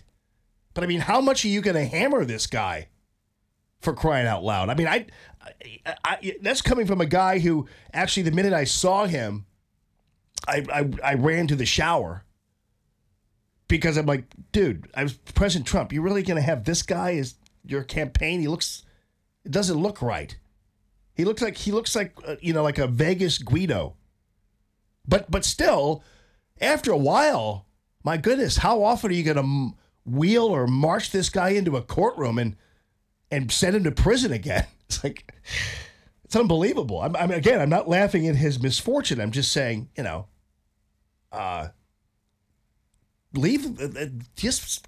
him go away and,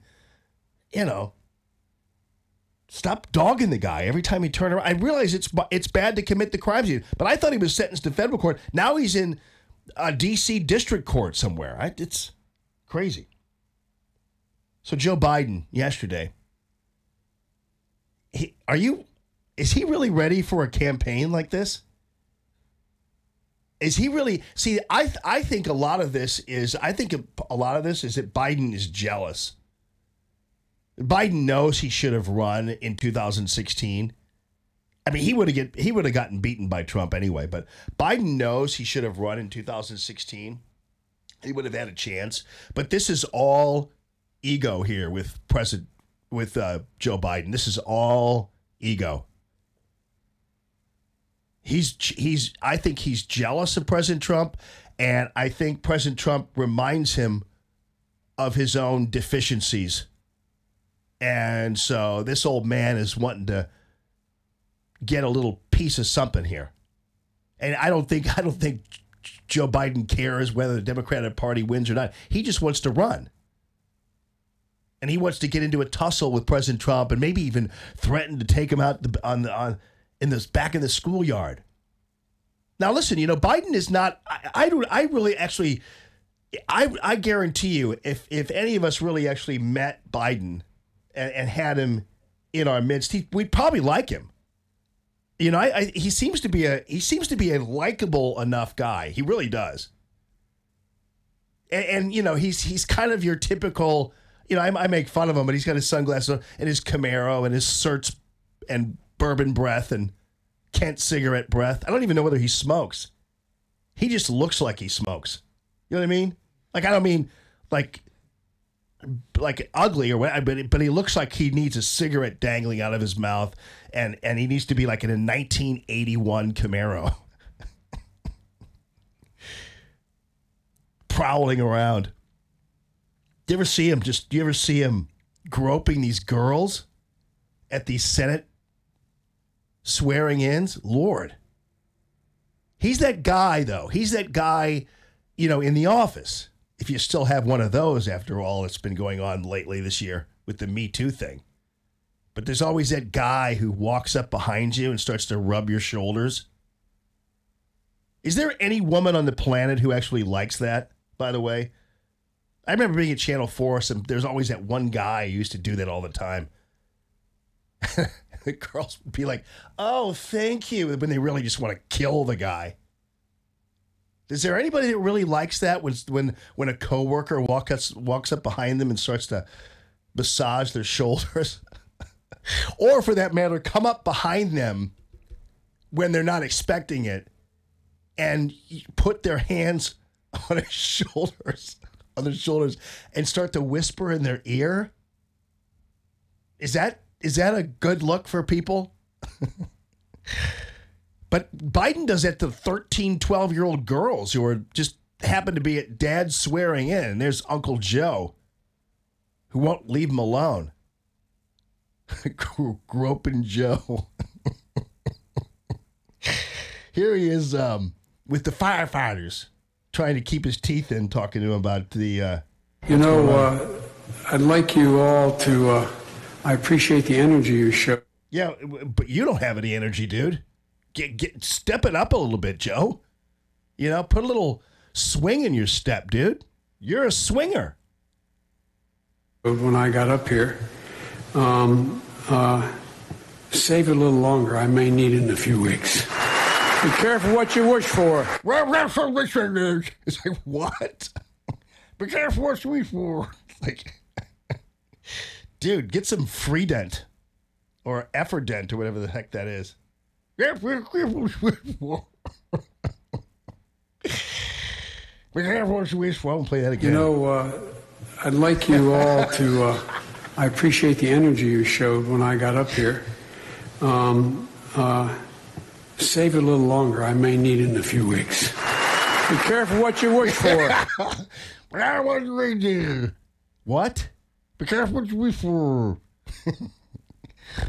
He's talking on the side of his mouth like he's a member of the Lollipop Guild. Represents the Lollipop Guild. Sorry, man. I was way over the top in terms of my joy over that. Remember when he was talking about Obama, though? This should come back to haunt Grope and Joe. Listen to this. Hang on. Let me see what it's on. It's kind of hard to listen, hard to hear, but this is caught on tape. You got the first sort of mainstream African American who is articulate and bright and clean and a nice looking guy. That's a story. That ought to play well at the Democratic National Convention. This is when he actually wasn't trying to keep his teeth in his mouth. He said, you got the first mainstream African American who is articulate and bright and clean and nice looking. That's a storybook, man. On the end, you could argue that he's complimenting him, Obama. And really, it's not the worst thing you could possibly say about somebody are those things. But honestly, what's going on there, right? If that came out of Tucker Carlson's mouth, what do you think would happen? Media Matters would be all over him. Oh, and there's more, too. There's more coming that way. These people are actually doing a whole... you got the first sort of mainstream African American who is articulate. So anyway, he basically, and they broke it down, and you know what the messaging is there. What the kind of situation is with white guys talking about how clean a black dude is. It's kind of like, ooh, yeah, but that's Joe Biden for you. And there are plenty. If all you have to do is kind of Google the Joe Biden isms, and you'll hear him talking about how, oh yeah, those 7-Elevens sure are full of Indians. You got to be an Indian to work at 7-Eleven. It's like, really? But again, Joe is one of those guys that, because he's a nice guy and he seemingly is really almost harmless to a certain degree, but his policies are not harmless. Remember, he was the one that wanted to break Iraq into 3 separate states. Remember that idiot foreign policy move that he pushed forth? Because all these people had all these ideas of what to do with Iraq. And he came up with the 3-state solution, which of course would have been just terrible because you would have had these 3 separate, because he wanted to divide it into Kurds, Sunnis, and Shiites. And of course, all that would do is create wars pretty much every 6 months between these 3 entities. And most foreign policy experts were saying that's really a dumb idea and not helpful to uniting Iraq. Speaking of Iraq, it's very interesting. Tucker Carlson has been savaged by Media Matters. And savaged by Media Matters for a variety of different things he has said. And I'm reading what Media Matters is saying is wrong coming out of his mouth. And I'm looking at it, I'm going, well, wait a minute. Because in fact, one of them is, I kind of wrote it down. I haven't spent too much time on it. But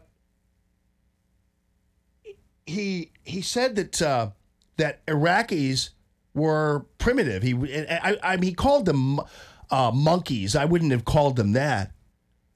But on principle, Tucker Carlson is absolutely right about Iraq and its people. He was saying that they're not civilized, that you can't civilize an uncivilized society. And the truth of the matter is Iraqis are prehistoric. I mean, these people are really backwards. And that's just the truth. And part of that has to do with under Saddam Hussein, they had everything kind of taken care of for them. He was a dictator, but he actually took care of his people. And they liked him. Or at least they liked what he gave them. And so these were a lot of people who were kind of raised like a baby bird in a cage that never had to fly. So I'll give them the benefit of the doubt there that they never actually had any reason to develop as a society because it was all done for them. But you take a baby bird out of a cage and it's never learned how to fly, you open up the cage and let the bird out, it's going to fall onto the ground. So it doesn't know how to fly. Well, Iraqis are the same, except a little bit different because they did not want to cooperate and take responsibility for their own development, for their recovery from the removal of their dictator. And it didn't matter what the military did or what the State Department did or anything. You can't teach somebody something that they can't be taught.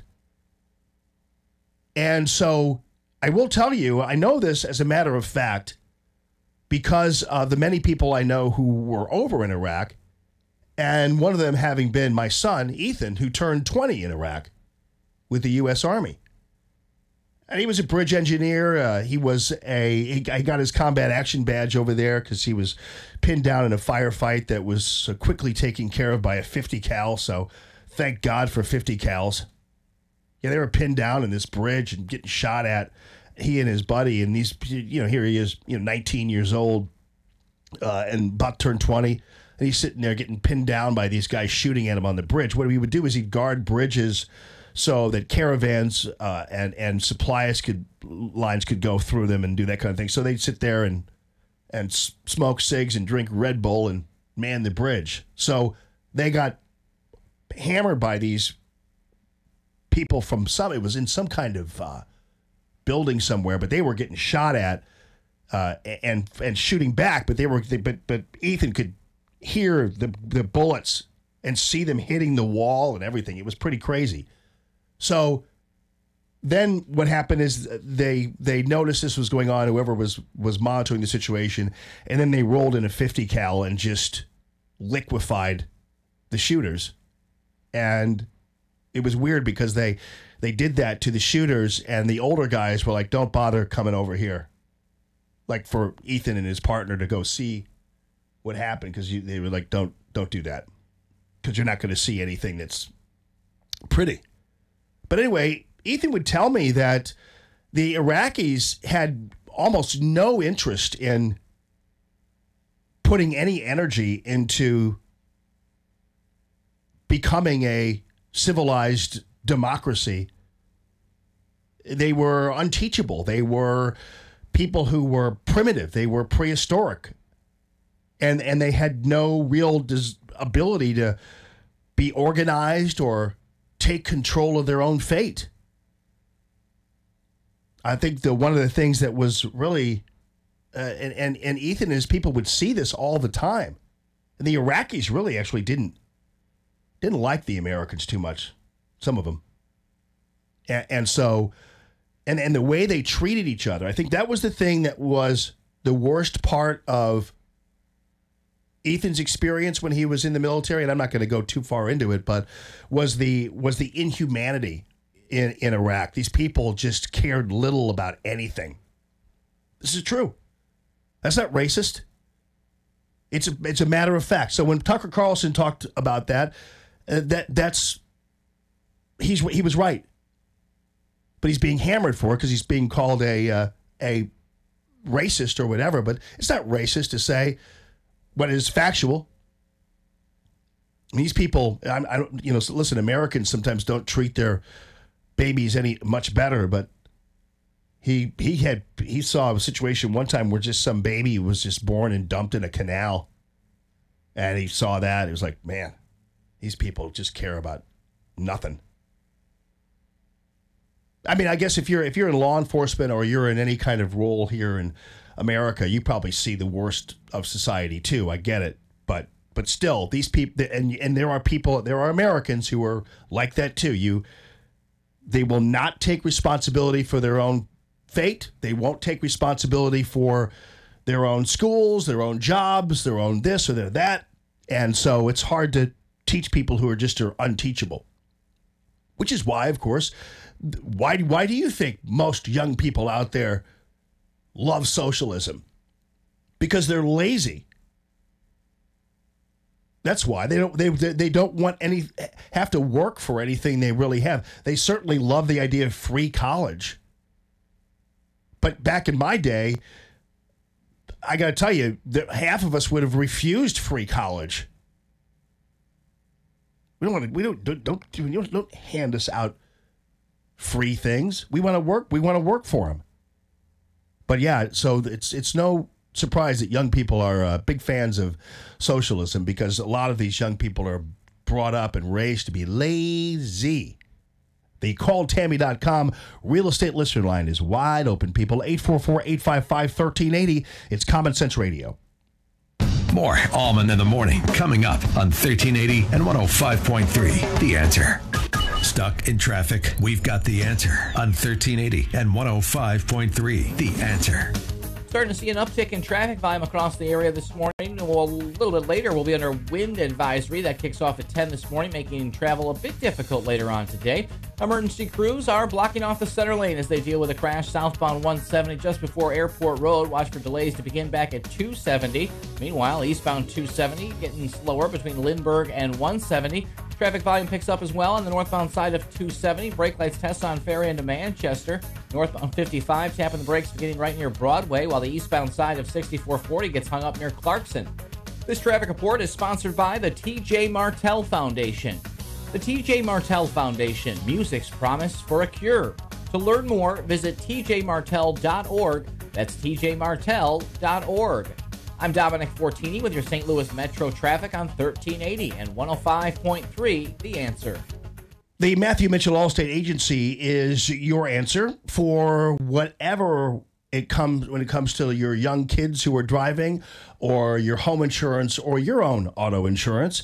And I say he's the answer because if you're looking for a way to reduce your costs, if you are trimming your budgets, if you were doing this and doing that, this would be one of the areas that you can shave off a couple $100s a month by just simply getting insurance with Matthew Mitchell. Now, I know people who've saved $1,000 a month or even more. So I'm just starting at a couple hundred, but I'm underestimating the true impact of the savings for you because he has low premiums and low deductibles all at the same time. So you are going to be able to get a different kind of home or auto insurance than I guarantee you have now. If you're not with Allstate, the Matthew Mitchell Allstate agency, you're paying too much for your premiums as well as your deductibles. And insurance companies traditionally will hike that deductible because they don't want to pay out in case they have to pay out. And that's kind of the game they play. Allstate doesn't have to play it. They've got a wide portfolio, big portfolio, lots of customers. And so they have wiggle room for you. And they can reduce both those sides of it, the premiums and the deductibles. For younger drivers, great program for them, Matthew has. And this is a program where the costs are drastically reduced compared to the costs of insuring a young driver somewhere else. So that's the Matthew Mitchell Allstate Agency, 855-QUOTE-ME. That's 855-QUOTE-ME. Rick Pogue here with Arrowhead Building Supply, the region's #1 specialty exterior building supplier. Arrowhead has the widest range of exterior products from the most economical and commodity items to our highest end outside elegance collection. If you need a contractor, Arrowhead supplies products to hundreds of the best contractors and builders in the business. Call us for a contractor referral and rest easy. The Arrowhead Cube Home Visualizer tool means you can upload an actual photo of your home and change it with just a touch of your finger. Now you can be 100% confident in your selections before they are installed in your home. Our product showrooms are the largest and most beautiful in the industry. We make it simple to experience a full range of siding, roofing, window, door, deck, and even stone options for your home or business. Check us out at arrowheadbuildingsupply.com or visit an Arrowhead showroom near you today in St. Peters, Missouri, Peebly, Missouri, and Fairview Heights, Illinois. Arrowhead Building Supply. Building supplies for building success. arrowheadbuildingsupply.com. KXFN St. Louis, K287BY St. Louis. Curtain shades, blinds, shutters. What are the best for living rooms or bedrooms? Hey, it's Allman from Allman in the Morning. I want to tell you about the quality customized service you will receive when you call my friend Michael Proctor at Proctor Drapery. Michael is an interior designer with exceptional expertise when it comes to window treatments for your home or business. Michael has served our St. Louis area since 1974 with the highest quality and value for custom drapery, blinds, shades, and shutters. He's also the top-tier Hunter Douglas priority dealer and your first choice for Norman Plantation shutters. Those are beautiful. Call Michael Proctor today and schedule your in-home consultation with Michael's mobile design unit. He will come to you. Weekend and evening appointments are available. The one-on-one appointment with Michael will ensure the look is exactly what you're looking for in your home or business. So cut down on the risk of error. Schedule your appointment today with Michael Proctor. Proctor spelled like doctor, proctordrapery.com. Hey, don't just listen to Allman in the Morning. See the show at theanswerstl.com. Now, more Allman in the Morning on 1380 and 105.3. The Answer.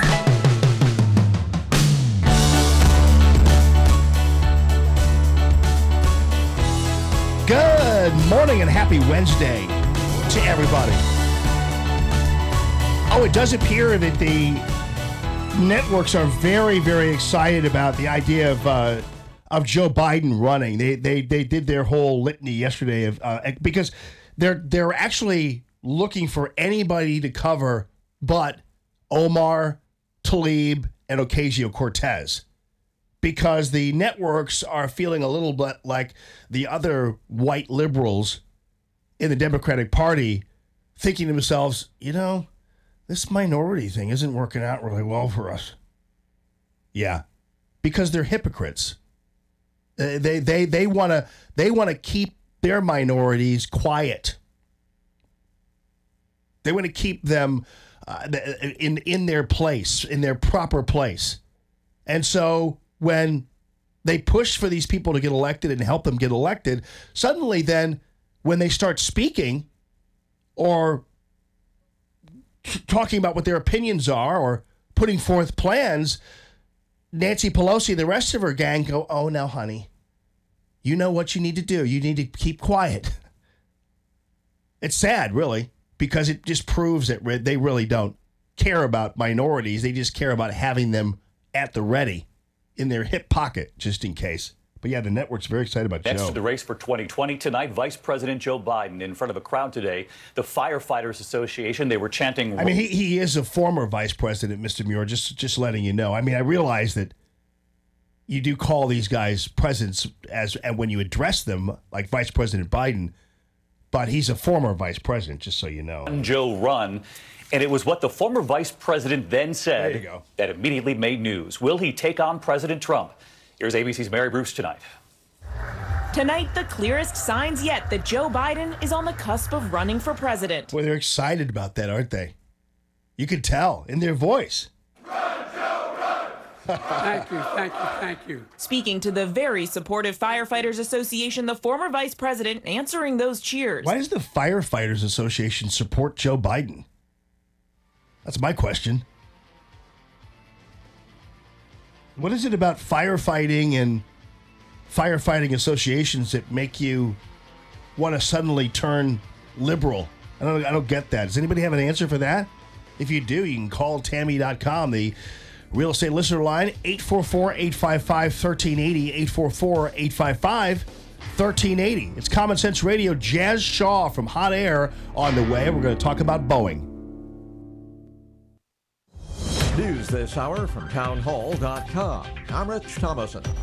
Destination unknown. Ethiopian authorities plan to send the black boxes from last Sunday's jetliner crash to another country for analysis. An Ethiopian Airlines spokesman says the black box from the Boeing jet that crashed and killed all 157 people on board will be sent overseas for analysis, but no country has been chosen yet. The company says it has a range of options for the data and voice records of the flight's last moments, but admits the nation doesn't have the capability to probe it domestically.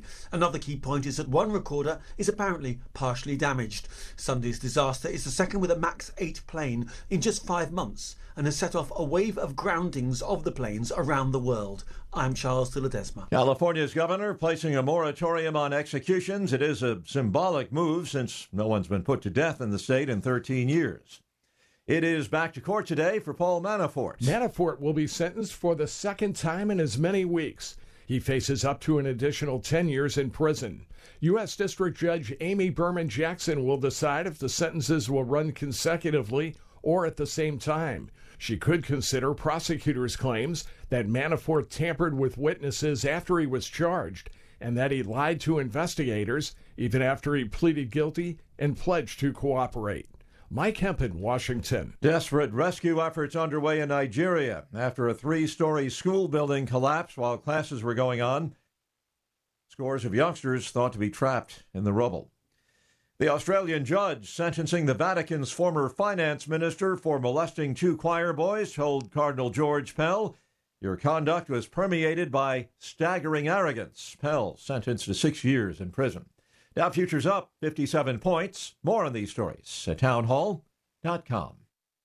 Stuck in traffic? We've got the answer on 1380 and 105.3. The Answer.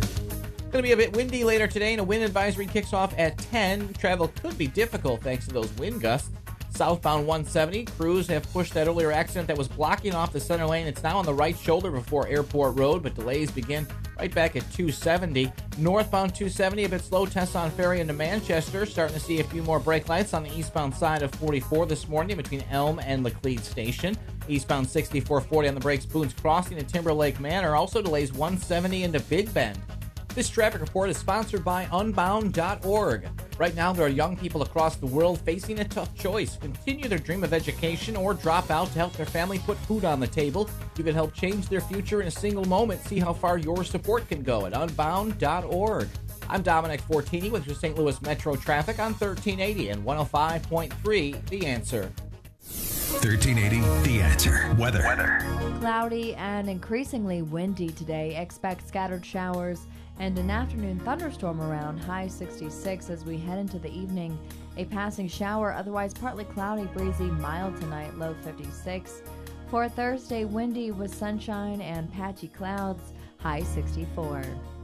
I'm Madison Baggett with your St. Louis Metro forecast on 1380 and 105.3 The Answer. I'm Keith Peters in for Lou Dobbs. Parliament rejects the Brexit deal. Federal court says Ohio can block Planned Parenthood funding. Mike Pompeo seeking boost in oil exports. Those stories next. I remember feeling so desperate and so trapped. I was surrounded by family and friends that loved me. Any one of them would have listened to me, but I was so afraid of opening up to them, too embarrassed to talk about what was causing me so much pain. It felt like torture to be so close to people that would have loved to help me and yet too embarrassed to ask for help. And then, a few weeks ago, I heard about Faithful Counseling here on the radio. Christian counselors, fellow believers, trusted therapists who not only share my faith, but could actually help me. They want to give you a free week so you can try them out. You can begin a conversation by text or phone, even video conferencing, in the privacy of your own home. Why not give it a try? If it's not for you, cancel during your first week and you won't pay a dime. Go to tryfaithfulcounseling.com. It's time to talk to someone who can help. Go now to tryfaithfulcounseling.com. It's so easy to get started, and your first week is free. Go to tryfaithfulcounseling.com. More Brexit turmoil. The British House of Commons has rejected Prime Minister Theresa May's plan for leaving the EU, and that sets up a vote today on whether the UK will seek an extension of the date to leave the European Union. Whether or not the EU will approve a delay is anyone's guess.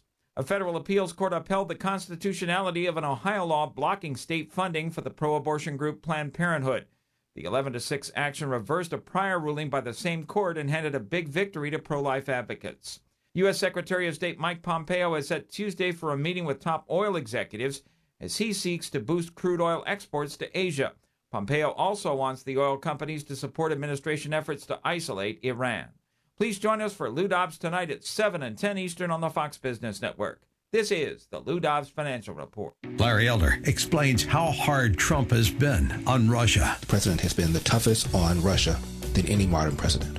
Trump has pulled out of this treaty with Russia that Russia was violating. Trump has armed the Ukrainians. He's made us more energy efficient. He's condemned that pipeline that Russia is building between its country and Germany, and the president's being reamed as soft on Russia. The Larry Elder Show, weeknights at 5 on 1380 and 105.3. The Answer. Breaking news, stimulating talk.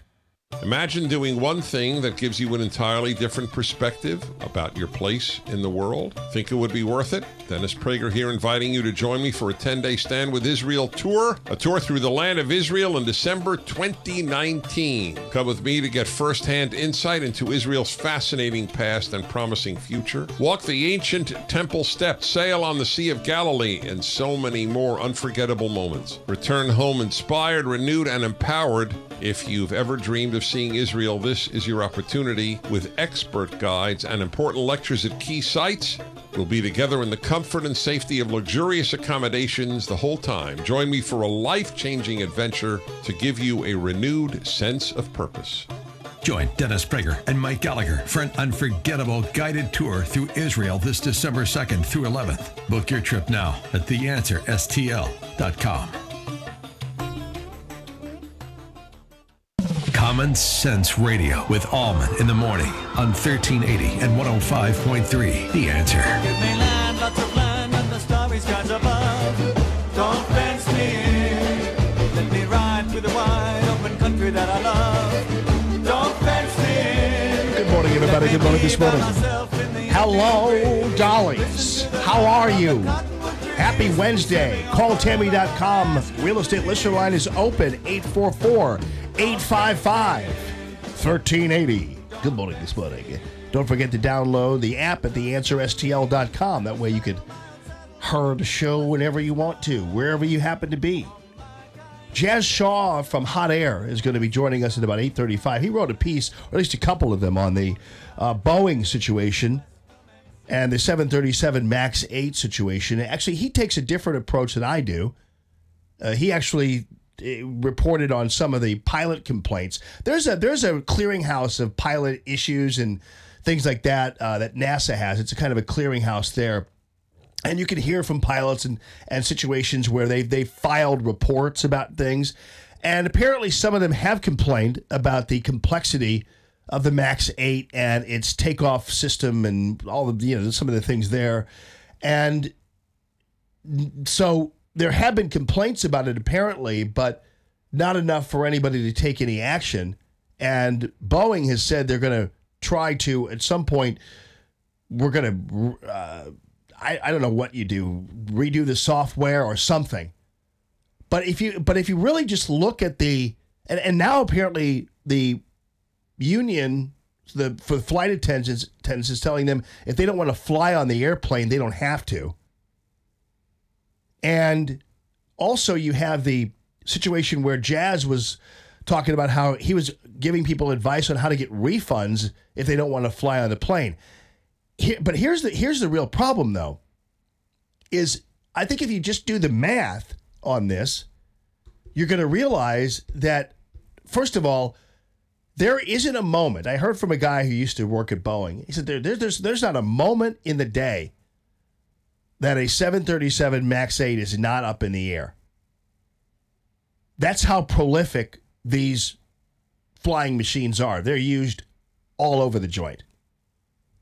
And what I'm saying is you have 2 crashes that occurred in 2 foreign countries with 2 foreign pilots, one of whom didn't have a whole lot of experience flying a 737 MAX 8. But you have 2 separate incidents that are not congruent with each other. Nobody's talking about the fact that the Lion Airways and the Ethiopian thing, those are 2 different circumstances that were causing the accident. So it was they're not the same. The same thing didn't happen apparently. And you'd think with thousands of planes up in the air every day and hundreds of them up in the air as we speak, that if there was really a serious problem with flying these airplanes, we'd have more accidents. Now, you could make the argument, well, it's because the pilots are saving lives every day. It's like, I don't know. If this were a real problem, I mean, if this were a real problem, because, you talk to pilots, and if pilots thought there was a real problem with the plane, they wouldn't be flying this plane. That ought to be your first indication that hundreds of pilots are flying hundreds of 737 MAX 8s all day long.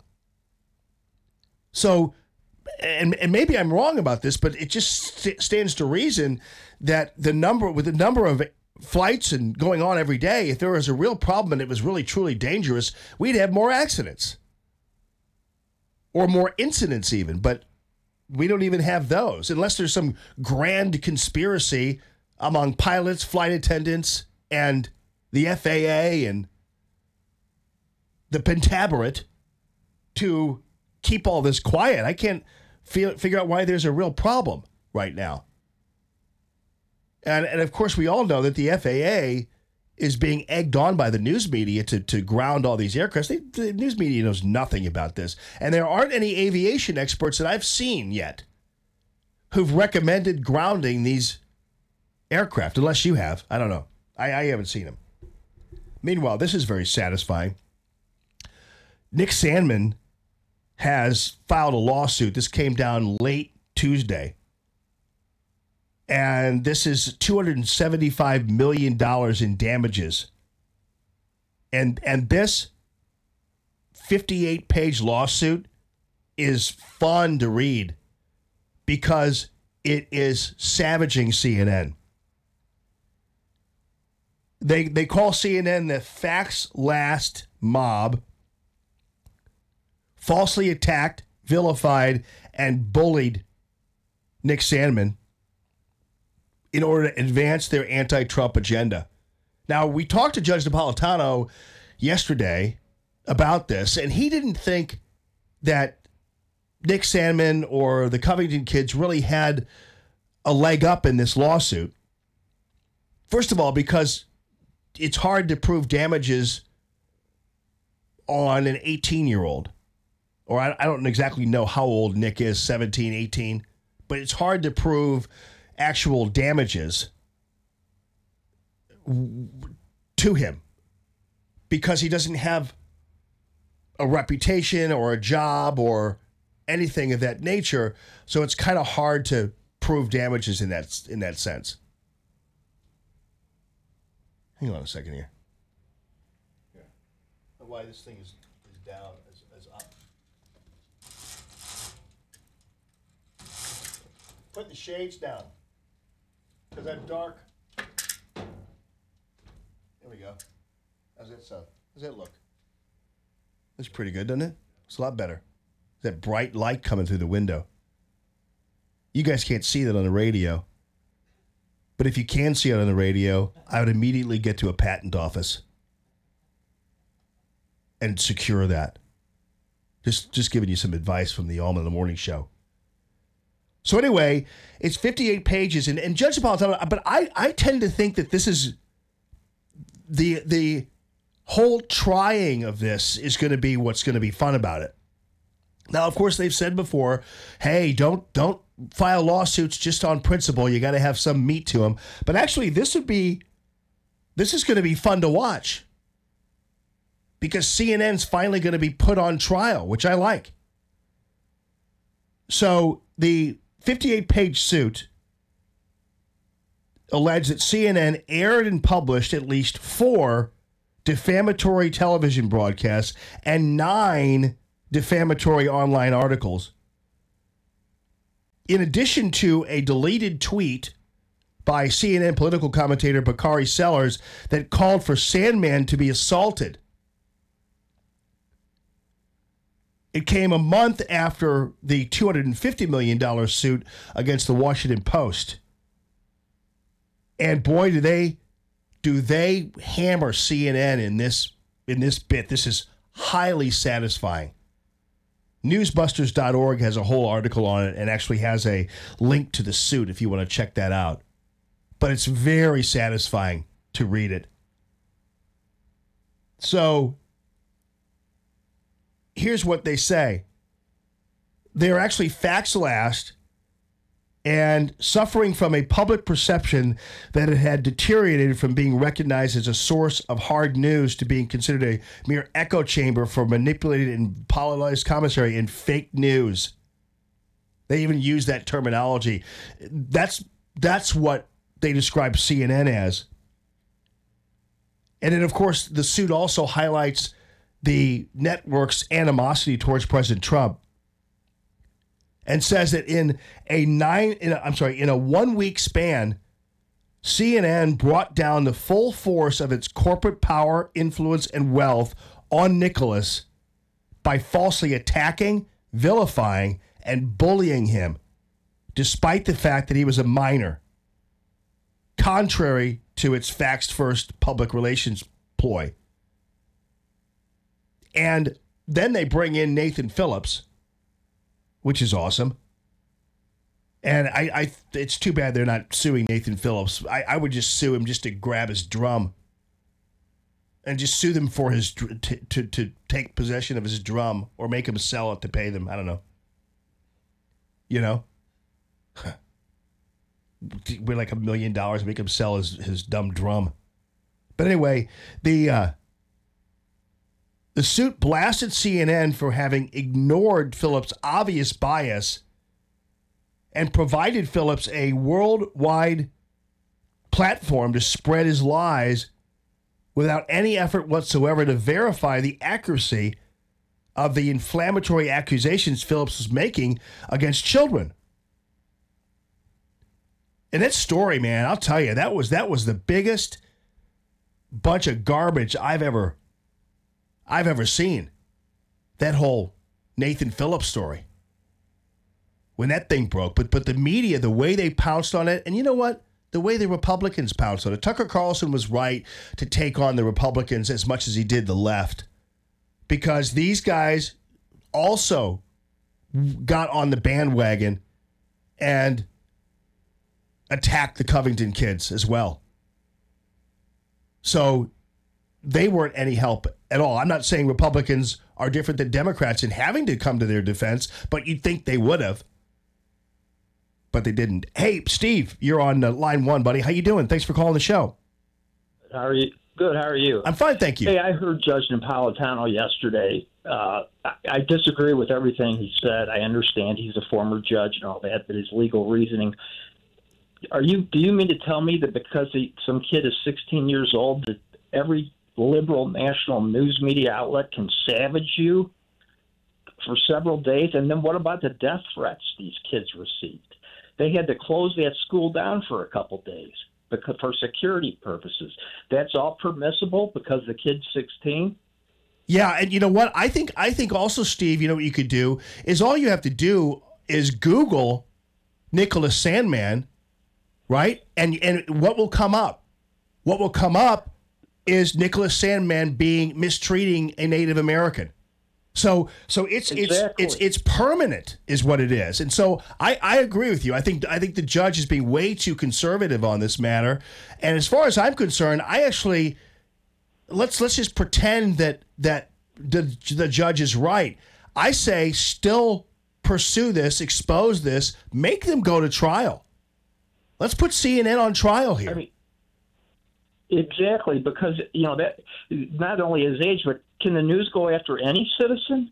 Oh yeah, no, under false I mean, it's ridiculous. Well, it's ridiculous on its face. Yes, no doubt about it. It's kind of like we have been back and forth on this with my attorneys because the problem and because our first step was just getting back on air and settling a lawsuit with the former company and everything else. But the next steps are involving Stacey Newman and her dumb son Drew, but also then the media. And there were people in the news media who were accusing me of a felony, which was me threatening to sexually assault a boy, which absolutely was not true and wasn't factually true. And so we're pursuing some degree of recourse on that because that's all over the place. And they were just allowed to do that and will hide behind that being their opinion of what a tweet said. But that doesn't mean you can accuse somebody of a crime. And I do have damages, so, It's just ridiculous. So, I mean, a 16-year-old kid or however, they were there, on a trip and so on and so on. And this news, they think they can just go after anybody, anytime, any place. It's out of control. Yeah, and somebody has to pay. And that's why, I'm glad for Tucker Carlson fighting back, because at some point, just simply airing how wrong they are doesn't work. You have to teach them how wrong they are. And so I'm with you, man. I say they go full bore on this one. Right now, they're after Tucker Carlson, they're after Judge Jeanine Pirro, and they're after the Fox News channel because they're going to not let them moderate any of the presidential debates as far as the Democrats. They're out of control. Yeah, and I think they think that by doing all this stuff and by trying, and Facebook trying to work on this and Twitter trying to work on that, I think they're trying to make sure that 2016 doesn't happen again, but it's too late. We've got a president who is wildly successful. After 2 years, we have 3,000 ISIS fighters surrendering overnight, and there's nothing they can do to stop the 2020 train. Nothing, and I'm glad about that. I hope not. Yeah, me too. I hope. They'll try to figure out. Thank you very much, Steve. Appreciate you calling the show. Call the Tammy.com real estate listener line. It's 844-855-1380. This is Common Sense Radio. More Allman in the Morning coming up on 1380 and 105.3. The Answer. Stuck in traffic? We've got the answer on 1380 and 105.3. The Answer. Traffic volume on the rise, so are the delays across the area. Eastbound 6440 on the brakes, Chesterfield Parkway west to Timberlake Manor, and some slowdowns McKnight into Big Bend. Westbound starts to slow Hampton through Laclede Station. Crews just finishing up with that earlier crash, southbound 170 before Airport Road, left behind with delays back into 270. Eastbound 270, a tad slow, McDonald into 170, while the northbound side of 270. Brake lights Gravois into Manchester, eastbound 44, tight from Elm through Laclede Station. This traffic report is sponsored by Positive Coaching Alliance. Got issues with youth or high school sports? Positive Coaching Alliance can help. PCA, a national nonprofit, offers more than 1,000 free online resources for youth and high school sports coaches, parents, students, and administrators. Visit PCADevZone.org.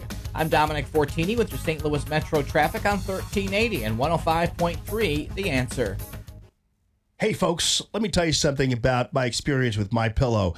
And it's a great one because I was approached not too long ago after we started the show, and they were like, hey, you want to do some commercials? You want to talk about MyPillow? I said, well, yeah, that's easy. And they're like, well, okay, well, then they're going to send you a couple pillows. And it's like, well, I already have a MyPillow. I have two of them. And I love MyPillow. I saw the commercials with Mike Lindell there, the inventor of the MyPillow. I've seen those commercials before. And you know what? I said, you know what? That looks pretty darn comfortable. I'm convinced. So I ordered it.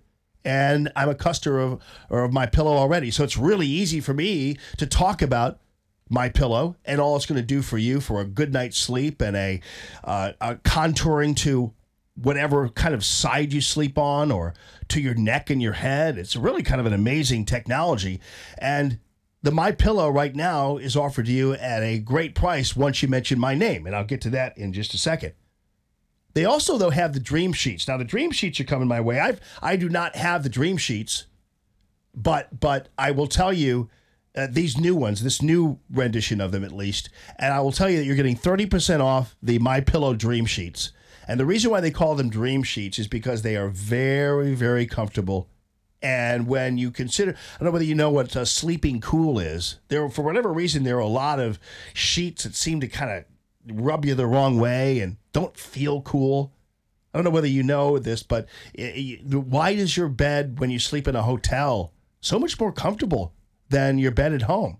Well, it's because you don't have these really high-class, nice sheets like the ones offered from MyPillow. The MyPillow Dream Sheets now offered at 30% off. So here's how you get them. And the pillows, right? 800-964-3187.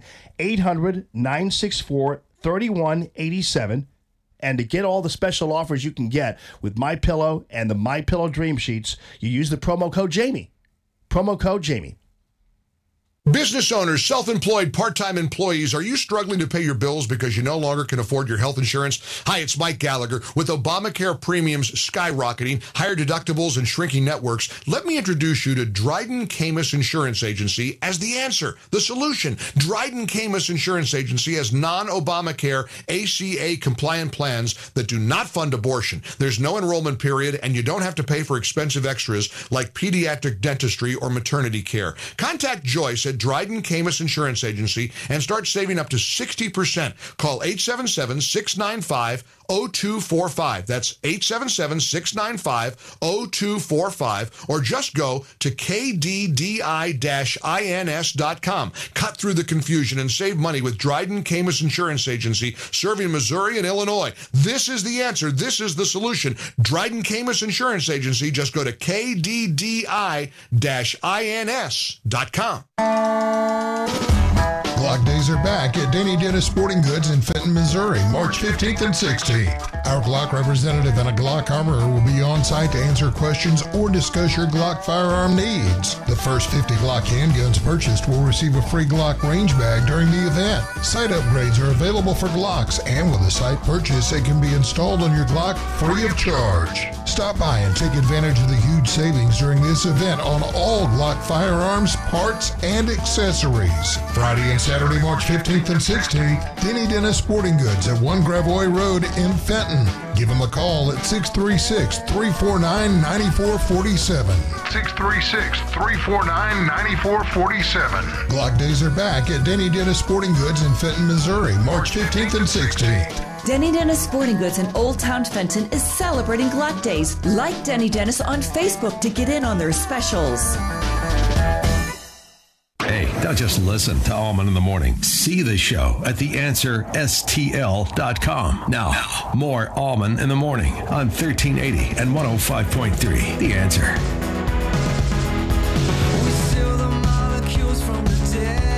Good morning this morning.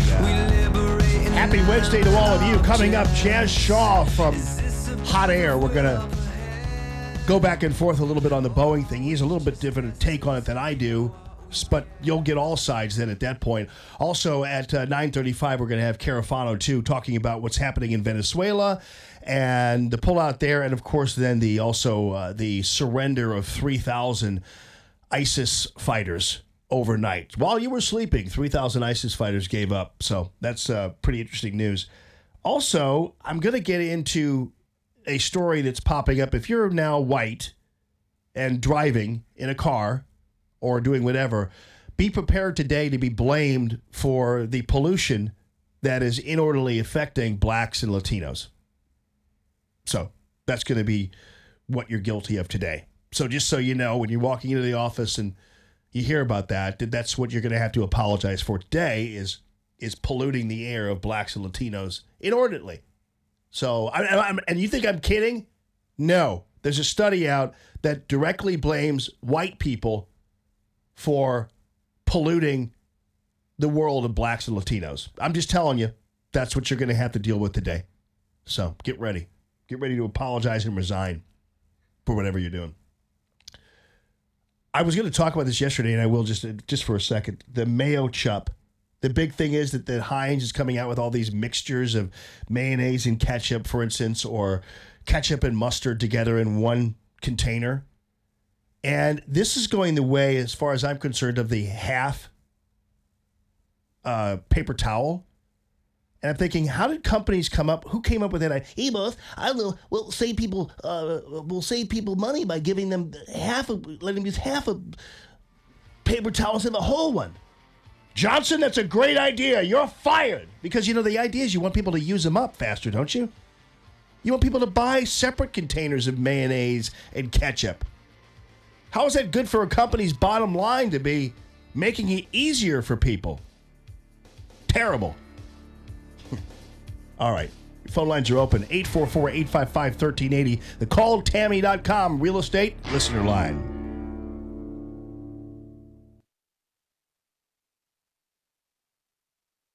Thomason in Washington. Ethiopian authorities plan to send the black boxes from last Sunday's jetliner crash to another country for analysis, although the country has not yet been chosen. California's governor placing a moratorium on executions. It is a largely symbolic move since no one has been put to death in the state in 13 years, and there are 737 inmates on California's death row. Back to court later this morning for Paul Manafort for his second sentencing in as many months in the Russia investigation. Urgent rescue efforts now underway in Nigeria following the collapse of a 3-story school building. The building collapsed while classes were in session. Scores of youngsters thought to be trapped in the debris. On Wall Street, stocks opening higher with the Dow up 106 points, the S&P 10 points higher. More details at srnnews.com. Stuck in traffic? We've got the answer on 1380 and 105.3. The Answer.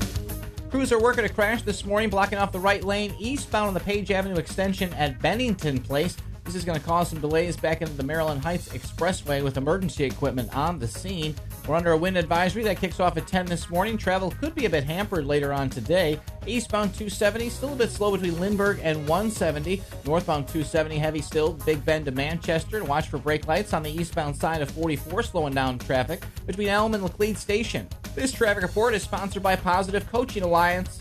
Got issues with youth or high school sports? Positive Coaching Alliance can help. PCA, a national nonprofit, offers more than 1,000 free online resources for youth and high school sports coaches, parents, students, and administrators. Visit PCADevZone.org. I'm Dominic Fortini with your St. Louis Metro traffic on 1380 and 105.3 The Answer. 1380 The Answer. Weather. Cloudy and increasingly windy today. Expect scattered showers and an afternoon thunderstorm around, high 66 as we head into the evening. A passing shower, otherwise partly cloudy, breezy, mild tonight, low 56. For Thursday, windy with sunshine and patchy clouds, high 64. I'm Madison Baggett with your St. Louis Metro forecast on 1380 and 105.3 The Answer. Do you consider yourself as the expert in your industry? Do others in the community consider you to be the expert in your line of business? There's an affordable way to position your company as the expert. I'm Lori Vernier, Sales Manager for 1380 AM The Answer and Salem Media St. Louis. Let us help you bring your brand to life. You know your business, and we know how to build an effective and engaging radio show with both on-air and online distribution. Grow your business by enhancing your credibility and branding yourself as the market expert in your field, positioning you above your competitors. Let's work together to help make you the expert St. Louisans turn to for information in your industry. Contact me, Lori Vernier, at theanswerstl.com, and we can discuss bringing your brand to life with your own radio program. If you love radio as much as we do, then why don't you join us by having your own show? Just go to theanswerstl.com and click Contact Us at the bottom of the page. This station owned and operated by Salem Media Group.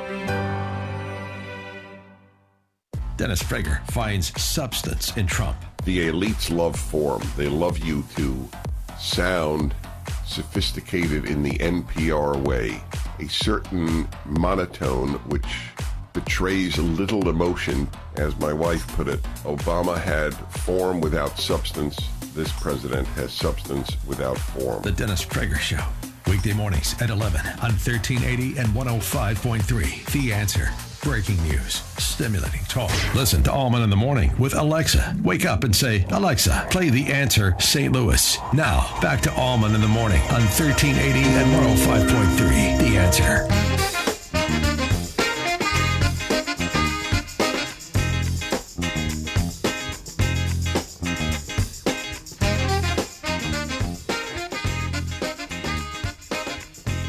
Yes, white people, I will tell you that ultimately you think you've been blamed for everything, but have you been blamed for pollution yet? It's like, have you hugged your police officer today? Well, have you been blamed for pollution lately? Well, you will be, because a study is out now saying white people are responsible for blacks and Latinos' higher exposure to pollution. So we're going to follow up with that. But in the meantime, ladies and gentlemen, a brand new old friend, Jazz Shaw, with Hot Air is joining us. Jazz, how you doing, buddy? So far, so good. Got up on the right side of the dirt this morning. It's not snowing. I'll take it.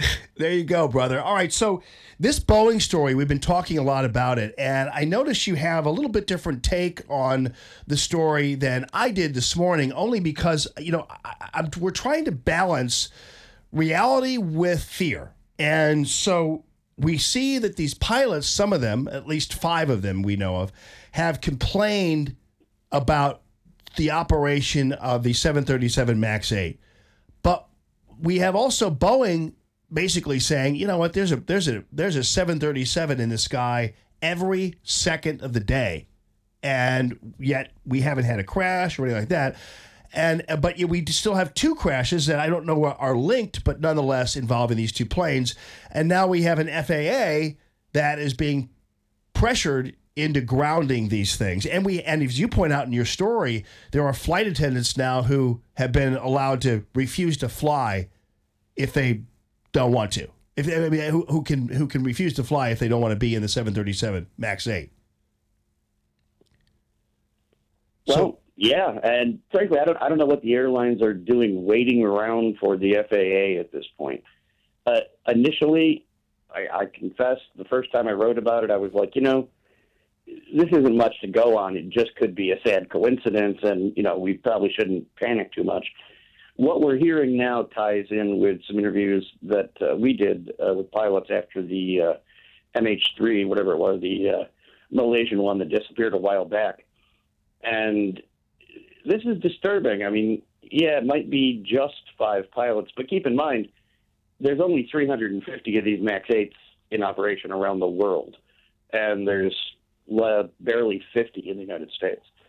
So it's not that many, and if 5 of them came up and said that they encountered a situation shortly after takeoff where the autopilot decided to push the plane's nose down instead of up, and then you think, well, both of those crashes happened shortly after takeoff. Now I don't think we're just being paranoid. That sounds like enough that, it might be worth taking a pause, don't you think? Well, yeah, I mean, I would imagine now that you put it that way, yes, I think you have to have some level of seriousness about this, because after all, you're talking about hundreds of lives potentially, and especially on that airplane where just everybody's gone. And so one of the things I thought was interesting is yesterday when President Trump talked about the complicated machinery, the complicated technology, he was roundly criticized and mocked by some of the left-wing media as just wanting to go back to horses and buggies. And I was thinking to myself, well, actually, no, President Trump might be onto something here regarding technology getting a little bit too far ahead of humanity. Would you agree? Well, that's a subject I write about a lot, and not just about planes. We have allowed our technology to basically supplant a lot of not just normal human functions, but human judgment. We've come to rely on it to the point where, when is the last time you think anybody under the age of 25 has ever purchased or even looked at a roadmap? Right. Do they still sell roadmaps? Yeah. We're losing a lot of things because we've automated the heck out of everything. Can I circle back for 1 second to the specific plane discussion? Yeah. One of the discussions we had with pilots during that last episode, which brought this to mind, the complaint that some of the other pilots put in that didn't actually experience the nose-down thing. They said that the training was insufficient and that the autopilot didn't respond the way the previous generations of 737s had, and nobody told them about that, and they thought the training was very faulty along those lines. When we talked to those pilots, they told us that the time that you're up at cruising altitude and just going along, that's the easiest part of the flight.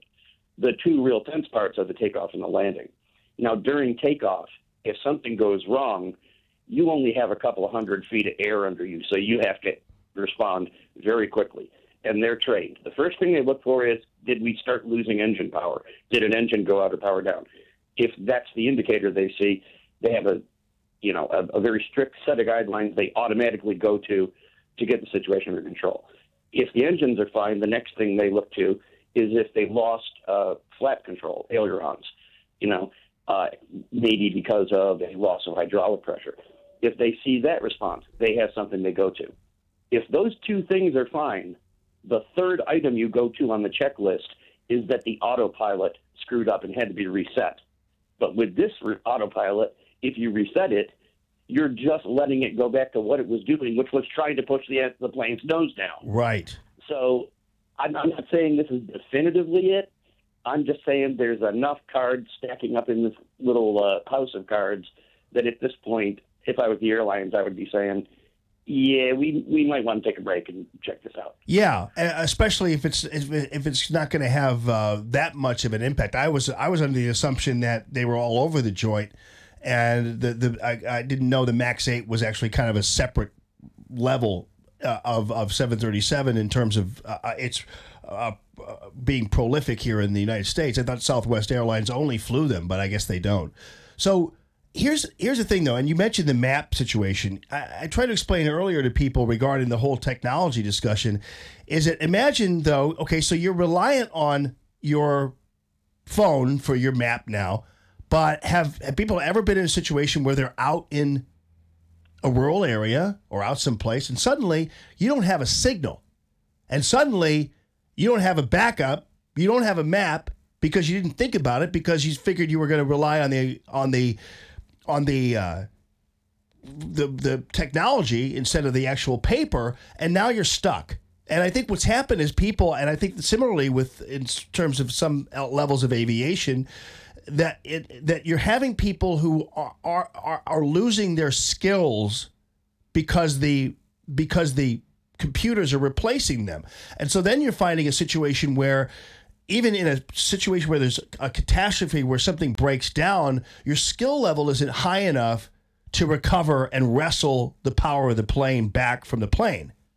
And that's part of the problem too. I think there are people who simply aren't required to have the skills that maybe they actually need because they're under the assumption that technology is going to do the job.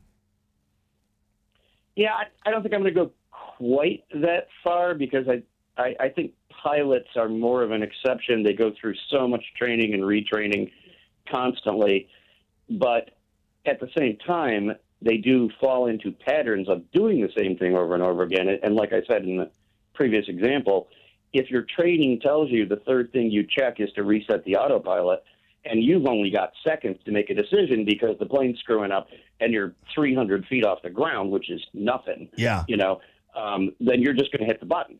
Now, apparently, the other pilots who made the complaints either had more time or they didn't hit the button. They just took manual control and their flights went off okay. But I don't think we fault the pilots if that's their training. And in these two cases, and again, if that's what this turns out to be, we don't know yet.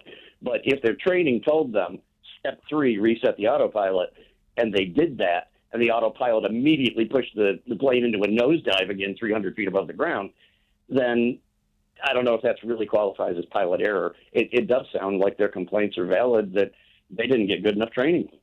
I'm surprised Ocasio-Cortez hasn't come out and said, see, my Green New Deal, nobody would ever die in a plane crash because there would be no planes. That's her solution, apparently. So I'm surprised she hasn't taken advantage of this situation to tout her new Green Deal.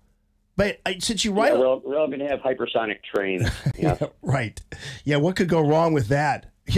But let me ask you something. Since you write a lot about technology, because I kind of got into a discussion with this yesterday with somebody about technology, and like for instance the Tesla. There's so many elements of it that are self-driving. But I used to have a Malibu that had the technology on it where it would park itself for you. So you just turn on the self-parking button or whatever, and it scans for an empty space and will literally back up or turn into a parking space for you. My problem with that technology, which was the same as the technology that was used apparently to keep you in a lane. So it had sensors that would sense the lines on the highway and keep you in a lane while you're on cruise or whatever, and you don't have to touch the steering wheel. The problem with that is that it's completely antithetical to the driving experience. I don't care what circumstance it is, to let go of a steering wheel. I never used the technology. I never used the self-parking thing because it required me just to sit there while my car's steering wheel turned for me. And it just didn't seem right. I wouldn't do it either. Frankly, that stuff scares the crap out of me. Yeah. But I was more pressed in that direction of what you're saying when I watched one special, I think it was on 60 Minutes, and this was over a year ago, where they had the reporter take one of those self-driving cars out, and he had a guy following behind him in another car, and the guy was a, pretty much world-class hacker.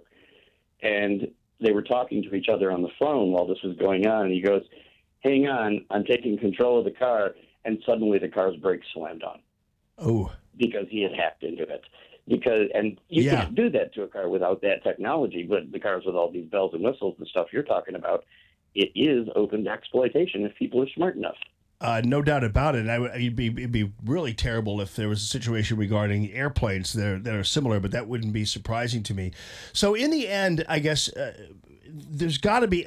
Let's pretend that they go ahead and ground these, or at least the airlines themselves. And it's an interesting point you raise about the airlines taking, because that's what they're doing now overseas, at least, is these separate airline companies are making the decision on their own. So I guess that's an interesting aspect of it. So if they did this, what would they do? Like, how would they, based on what you know about what the problem is, what would they do to remedy the problem? If this is the problem. Nothing until the investigation is complete. They got to get the black boxes. They've got them. From this most recent one, compare that to the first one. Ethiopia doesn't have the ability to process that kind of data, so they're sending the black box to Europe, either Europe or America, Great Britain, France, Germany, or the United States. One of them will get it and go through it, and that will have a record of what happened moment by moment during the takeoff. And if there was a command from the autopilot to nose down, that's going to show up. And if that shows up in two of them, well, then at that point, I guess the entire fleet globally is grounded until that problem is resolved. They replace or repair the autopilots, change the software, whatever you have to do, and run a few tests, and then, go back to using them. And in the meantime, like I said, Delta has 34 of those. They have a lot more planes than that. They can do without. They might have to, cancel or combine a couple of flights or something. But they're not going to go out of business. It's not that many planes. So yeah. They should be okay. I mean, they could stop today. And like I said, why are you waiting for the FAA? The FAA can stop you from flying, but they can't force you to fly. They can take those planes out of service, and the FAA can't say boo about it. Right. So now, when you look at the situation regarding these airplanes and you see what's happening here in terms of taking them out of service, I mean, do you think ultimately that there'll be a longer review of technology in general? I mean, and again, I'm no Luddite, and I know you aren't either, but do you think there'll be kind of a reconsideration on the part of some of these companies, although Boeing has made a bunch of these a bunch of these already that are already on order, so I don't know what you can do. But do you think there'll be a future consideration regarding the increased technology in airplanes? Obviously, clearly, it looks like technology has actually made air travel safer. It seems, at least, especially as it relates to wind shear issues and all kinds of stuff like that. But do you think they might be actually putting the brakes a little bit on going too far with technology? Like a review, you know? I would be surprised. I don't think they're going to conclude that the problem here was too much automation. I think if it's what we're suspecting it is, they're going to conclude that somebody screwed up in the review process, somebody screwed up in printing the manuals and developing the training, somebody screwed up in the software, and that should have been caught, and somebody needs to be fired. But they'll see it as a fixable problem, and they'll fix it. Yeah. I will just counter one thing you said. I'm probably a lot more of a Luddite than you are because I write many articles only half tongue-in-cheek. Right. About, I'm waiting for the day that the artificial intelligence wakes up and decides that we're not necessary. Sort of a Terminator situation, which ties into what we were just saying about, cars with the automatic driving. Why not wait until everybody has these cars? People have basically forgotten how to drive. The cars are driving them around. And then suddenly some, AI, jumps up onto the net that's been lurking there and just makes everybody turn left at the same time. Right. It would be a heck of a trick, right? Yeah, right. Well, the bottom line is, I for instance, I still like to read books. I would never in a million years use a Kindle, that kind of stuff.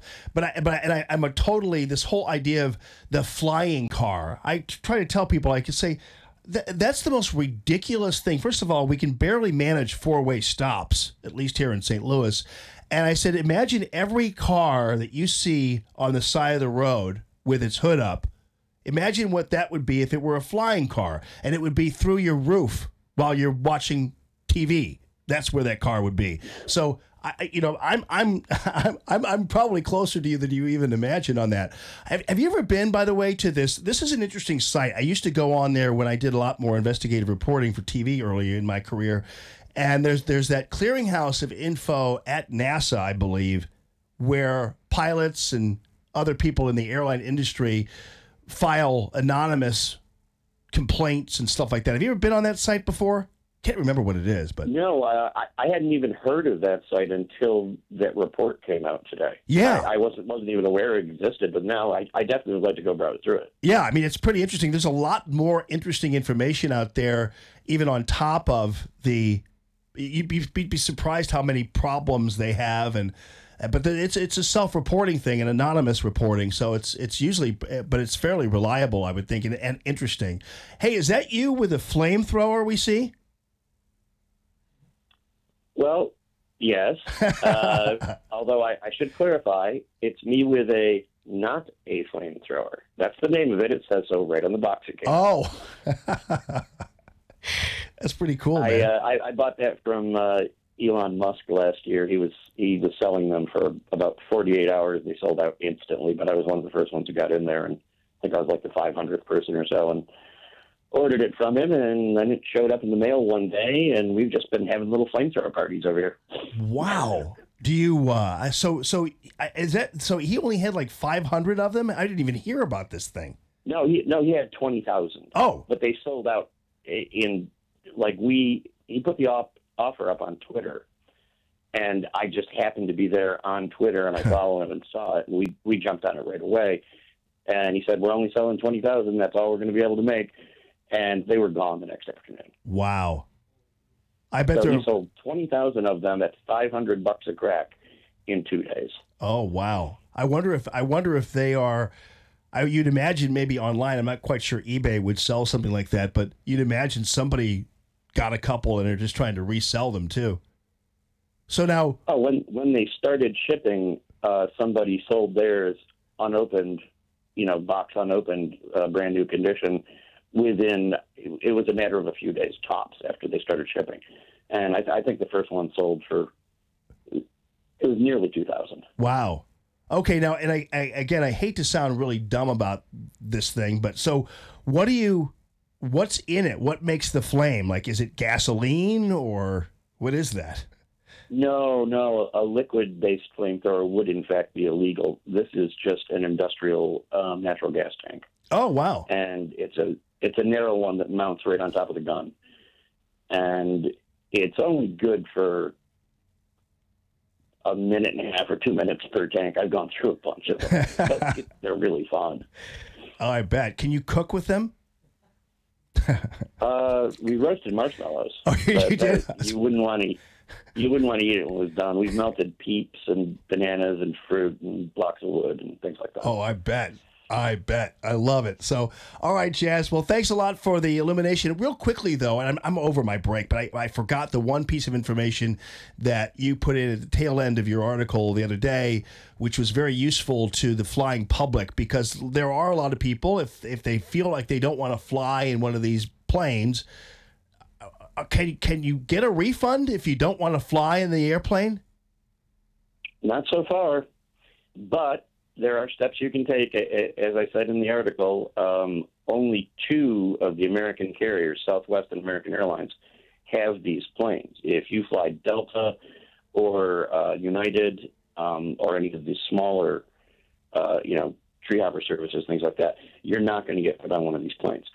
If you're shopping online and looking to order tickets for your upcoming trip, make sure that when you go to purchase them, you go to the seat selection screen. Everybody has them, where you can pick the seat if it's available that you want. And on that screen, it almost always shows you the layout and says the model of the plane. So you can check and see if that flight is going to be a MAX 8. And if it is, and you're concerned about this, then keep shopping for another flight till you find one that's not. Awesome. News you can use from Jazz Shaw. All right, brother. Thanks a ton for the time, and we'll see you at hotair.com. All righty. Thank you, sir. Have a good rest of your week. It's Common Sense Radio.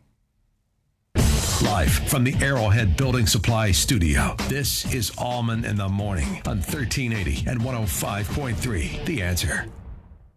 Stuck in traffic? We've got the answer on 1380 and 105.3. The Answer. We'll be under a wind advisory that kicks off at 10 this morning, lasting through most of the day, and that could make travel a bit difficult, especially for high-profile vehicles.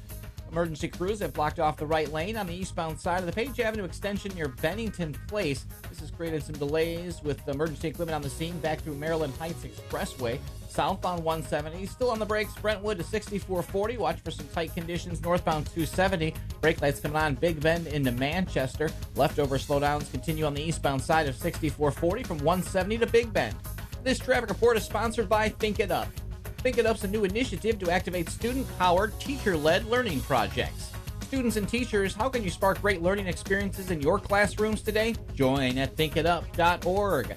I'm Dominic Fortini with your St. Louis Metro traffic on 1380 and 105.3 The Answer. Well, Michael Proctor just about an hour away from arriving to the studio to install the world-famous James Bond blind, operated with the push of a button.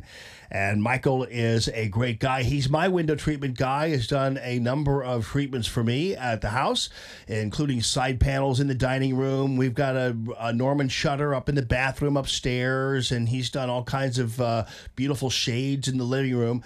And I love Michael because I know that when I suggest that you call him, he's going to be there for you 7 days a week. He's going to arrive in his mobile design unit, so you don't have to go anywhere. So he's going to be able to kind of show you what he's got and give you all kinds of different ideas right there at your home. You're not going anywhere. And the best part about that is that he's your interior designer as well. So that means that he has an eye that maybe you don't have or you want. Some people just want somebody to tell them what looks right. Because it's a struggle for them to figure out, I don't know, I don't really know colors, I don't really know this. He knows all of that for you, and so at no extra charge, it's built into what he does. He's your interior designer. So he is also the installer. He's got all the best, amazing hardware that you could possibly want in your window treatments, and of course, every kind of fabric you could possibly imagine. And even if you are thumbing through, I like to say, these Southern Living magazines or Ladue News or something, and you see something you like, Michael can absolutely get it for you, guaranteed. It's Proctor, spelled like Dr. ProctorDrapery.com. Business owners, self-employed, part-time employees, are you struggling to pay your bills because you no longer can afford your health insurance? Hi, it's Mike Gallagher. With Obamacare premiums skyrocketing, higher deductibles, and shrinking networks, let me introduce you to Dryden Camus Insurance Agency as the answer, the solution. Dryden Camus Insurance Agency has non-Obamacare ACA-compliant plans that do not fund abortion. There's no enrollment period, and you don't have to pay for expensive extras like pediatric dentistry or maternity care. Contact Joyce at Dryden Camus Insurance Agency and start saving up to 60%. Call 877-695-0245. That's 877-695-0245, or just go to kddi-ins.com. Cut through the confusion and save money with Dryden Camus Insurance Agency, serving Missouri and Illinois. This is the answer. This is the solution. Dryden Camus Insurance Agency. Just go to kddi-ins.com. Let's face it, we love Alexa, and we love to let her find your favorite radio station. This one, of course. We love it too when she finds us, but she could find us easier if we taught her a simple skill. To get started, simply say, Alexa, enable the Answer St. Louis skill. After she confirms, you can then say, Alexa, play the Answer St. Louis. That's all you have to do, and Alexa will learn how to find us. You can listen to us through your Amazon Echo, Echo Show, Echo Dot, and Amazon Tap devices. Alexa, what is your favorite radio station? That's easy. 1380 and 105.3, The Answer. KXFN, St. Louis, K287BY, St. Louis. News this hour from townhall.com. I'm Rich Thomason. Paul Manafort in a Washington courtroom this hour. He's in U.S. District Court for his second sentencing stemming from the Russia probe. Manafort has already been sentenced to nearly 4 years in prison for tax and bank fraud relating to his work advising Ukrainian politicians. President Trump has not ruled out a pardon for Manafort. The FAA says it has no reason to ground the Boeing 737 MAX 8 jetliner, even as a growing number of other countries are either grounding the plane or are banning it from their airspace. Safety concerns arose after the second crash of a MAX 8 in less than 6 months. Last Sunday's crash in Ethiopia killed 157 people, and Ethiopia plans to send the plane's black boxes overseas for analysis. As much of the world grounds or bars Boeing 737 MAX 8s and grieving families arrive at the disaster site in Ethiopia, an airline spokesman has told the Associated Press a range of options for the data and voice records are available, but the company doesn't have the technical capability to probe the key instruments in Ethiopia. Another main point is that one recorder is apparently partially damaged. Correspondent Charles De La Desma. Michelle Hannessy doesn't think much of California Governor Gavin Newsom's capital punishment moratorium. Hannessy, president of the Association of Deputy District Attorneys for Los Angeles County. This is a slap in the face to the victims of these horrible murders. It's a slap in the face to their families. She spoke with KNBC TV. Former British Prime Minister David Cameron, he set the Brexit process in motion, says that leaving the European Union without a deal is untenable. He says that a new Brexit departure date needs to be worked out. Stocks are sharply higher on Wall Street this hour. Right now, the Dow is up about 140 points. The S&P better by 15. The NASDAQ 46 points higher. More on these stories at townhall.com. Stuck in traffic? We've got the answer on 1380 and 105.3. The Answer. Going to be a bit windy later today, and a wind advisory kicks off at 10. Travel could be difficult thanks to those wind gusts. Southbound 170, crews have pushed that earlier accident that was blocking off the center lane. It's now on the right shoulder before Airport Road, but delays begin right back at 270. Northbound 270, a bit slow. Tesson Ferry into Manchester. Starting to see a few more brake lights on the eastbound side of 44 this morning between Elm and Laclede Station. Eastbound 6440 on the brakes, Boone's Crossing at Timberlake Manor. Also delays 170 into Big Bend.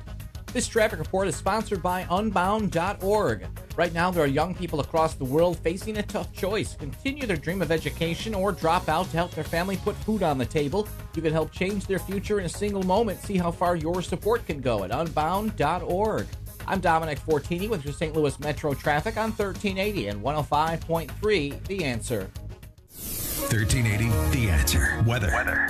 Cloudy and increasingly windy today. Expect scattered showers and an afternoon thunderstorm around, high 66 as we head into the evening. A passing shower, otherwise partly cloudy, breezy, mild tonight, low 56. For Thursday, windy with sunshine and patchy clouds, high 64. I'm Madison Baggett with your St. Louis Metro forecast on 1380 and 105.3 The Answer.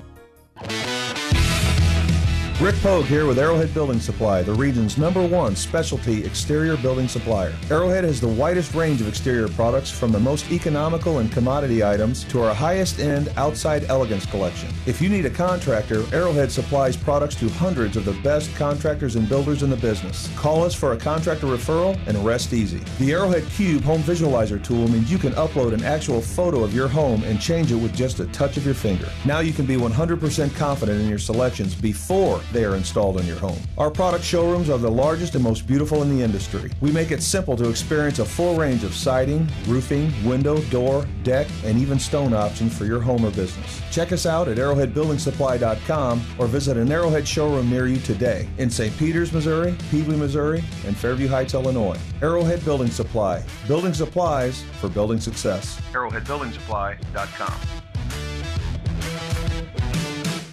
Imagine doing one thing that gives you an entirely different perspective about your place in the world. Think it would be worth it? Dennis Prager here, inviting you to join me for a 10-day Stand with Israel tour, a tour through the land of Israel in December 2019. Come with me to get first-hand insight into Israel's fascinating past and promising future. Walk the ancient temple steps, sail on the Sea of Galilee, and so many more unforgettable moments. Return home inspired, renewed, and empowered.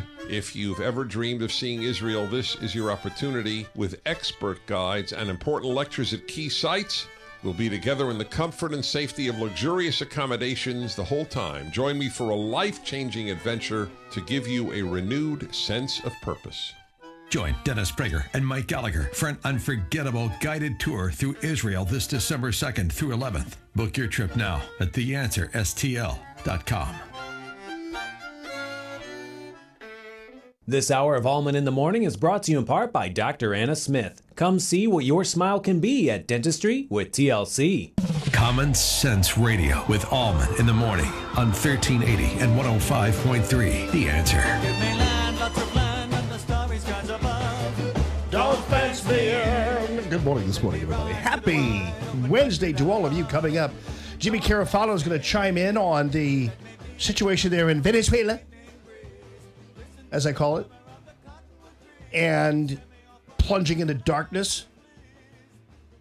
Americans all leaving, and no sense of what actually is going to be going on, because the one thing we are concerned about is whether or not we're going to actually be involved militarily in this mess, and I hope we are not.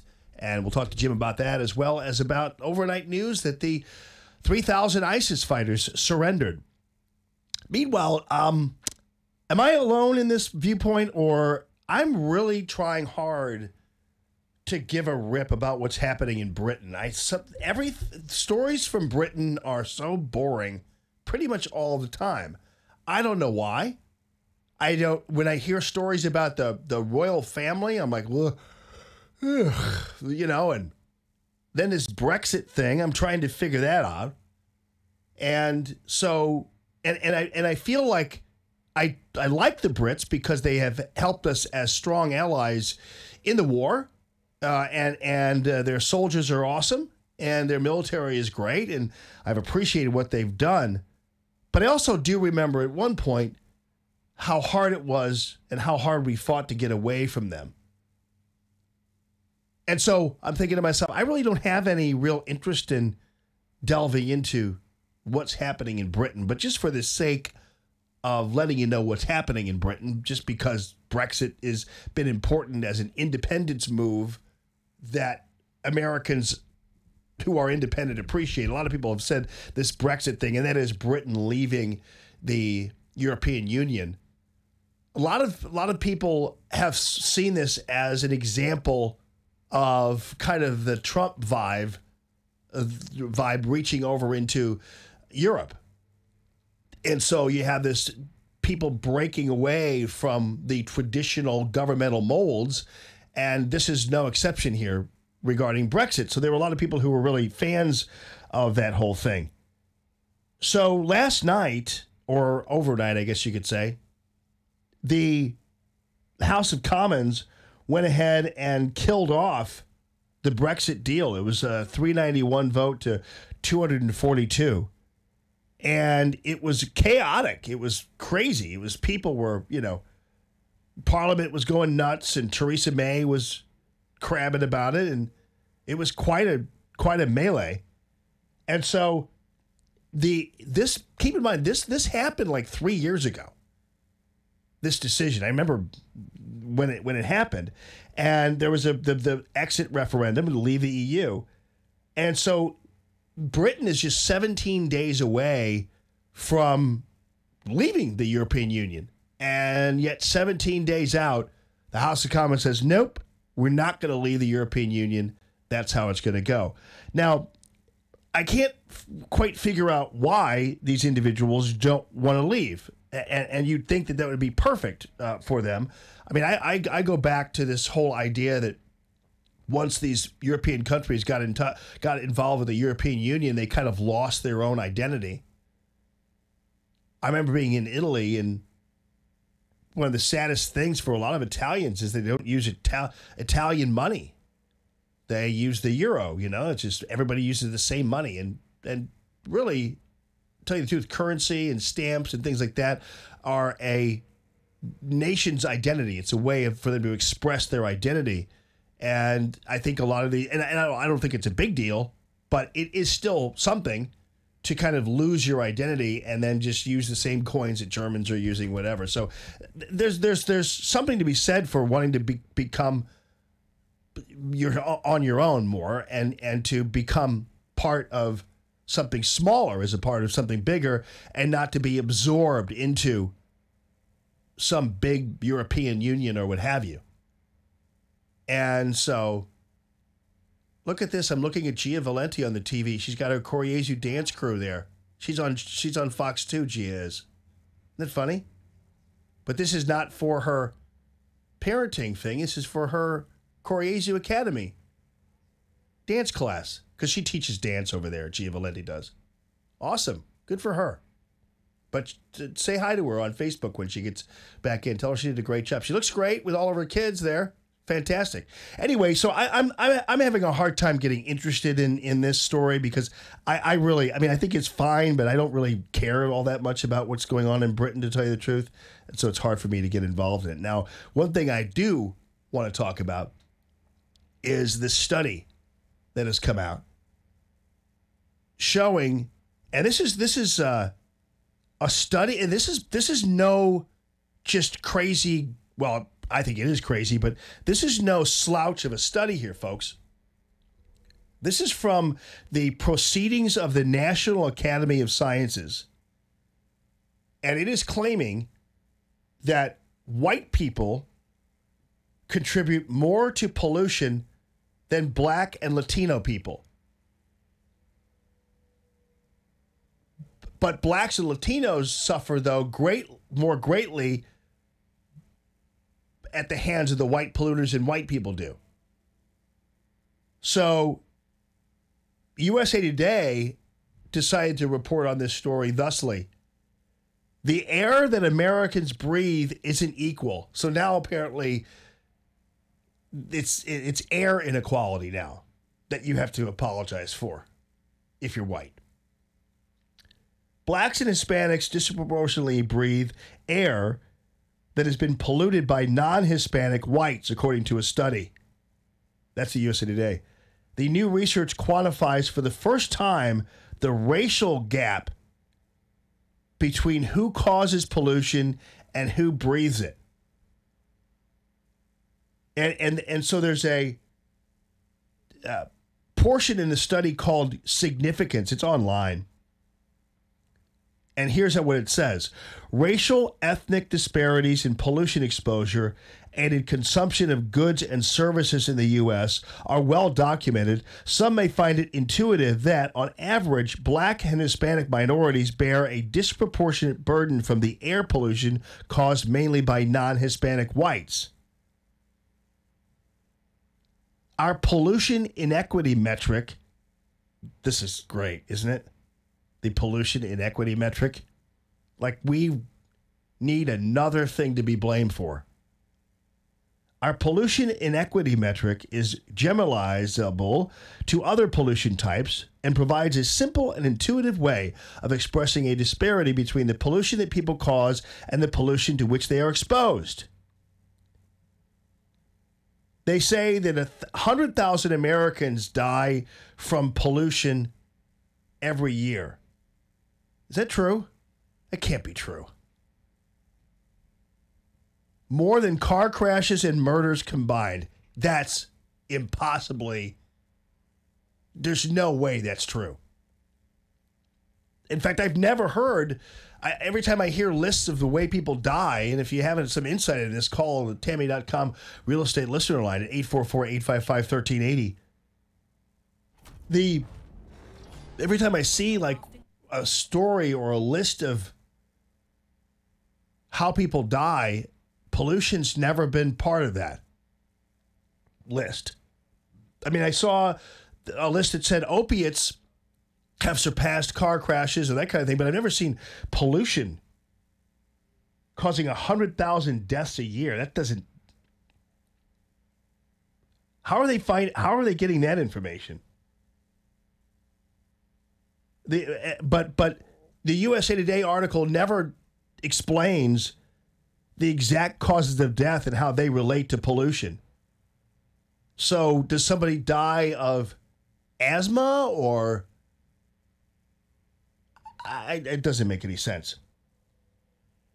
And here's a professor of engineering at the University of Minnesota, and who also co-authored the study. He says, even though minorities are contributing less to the overall problem of air pollution, they are affected by it more. The type of pollution analyzed in this study is PM 2.5, grains of particulate matter that are smaller than the width of a human hair. They are present in car exhaust, from power plants, and burning materials.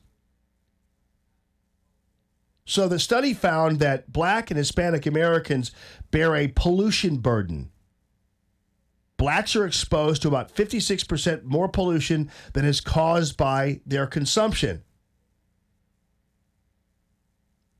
And apparently what is the root of this study is, I guess, where people live, or in the cities where you're going to have more pollution, that kind of thing, and it's more urban areas where there's more pollution.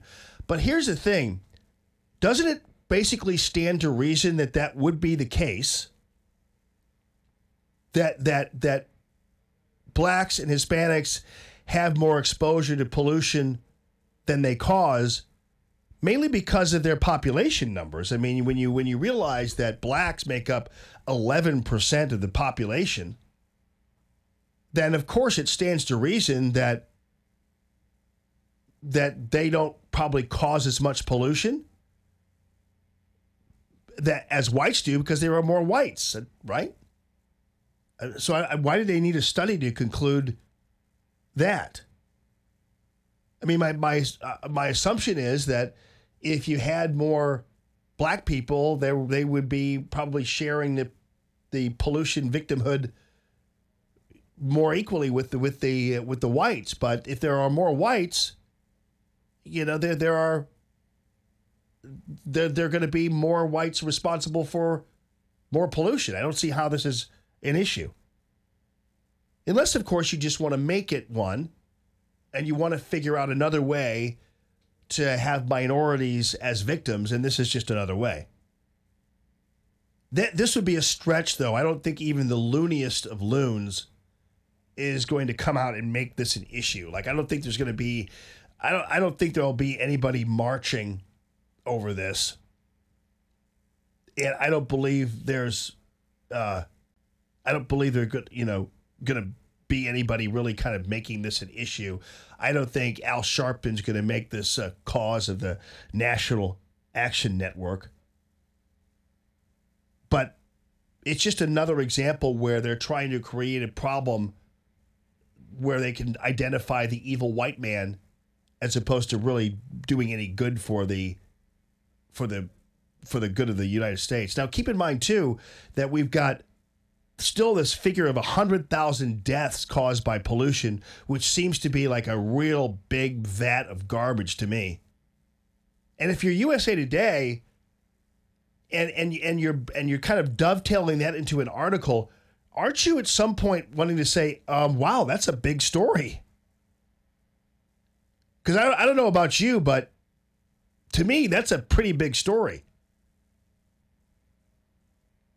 Many of you are hearing that for the first time and probably thinking to yourself, oh, if that's true, which I don't think it is, if that's true, then if we have 100,000 people dying every year, more than car crashes and murders in the U.S.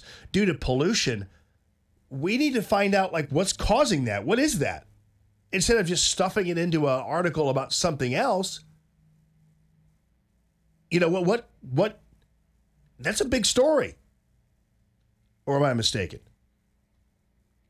By the way, we have Joe Biden, who has all but announced that he's going to be running for president, which I think is going to be a gift. And I think this is Biden just not being able to tolerate Trump in the White House, and he thinks he ought to be there. But you also have people who are speculating that there's going to be a primary challenger for President Trump. And, of course, Gayle King on CBS, who never met a Democrat she didn't like, nobody you realize that... and when you were here last time... Jeff Flake is now an analyst on CBS, so the never-Trumper. Jeff Flake is now an analyst on CBS, and so they're trying to talk in the wake of the Biden possibility about a possible challenge to President Trump in a primary. And when you were here last time, I missed you last time, but you made it clear you were not thinking about running against Donald Trump. Is there anybody in your party who you've heard is secretly considering it that you would like to share with us today? No. That was sort of your wife's reaction, too. All of us think about it, obviously, but really? I really don't think that there's going to be a serious challenge. John Kasich has talked about it, and he would be a strong candidate, I believe. Yeah, I would love to see John Kasich get back into this, because I would definitely be a never Kasich guy. And imagine how much fun we'd have watching him stuff his face with pizza and not close his mouth when he chews. That's kind of the life we'd lead with a John Kasich out there. And the thing is, I don't understand. This dovetails into what we talked about with Paul Ryan yesterday. Paul Ryan is giving some speech where he's talking about how, well, President Trump better not make this about personality. He needs to make the race about substance. I keep asking Paul Ryan, even in the wake of what happened overnight with 3,000 ISIS fighters surrendering, what substance is President Trump lacking?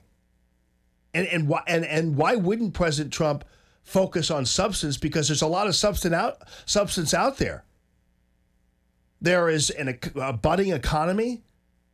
There are more blacks and Hispanics participating in the economy as it relates to jobs, blue-collar worker wages exceeding white-collar worker wages in terms of increasing, businesses expanding, and now we have 3,000 ISIS fighters giving up overnight.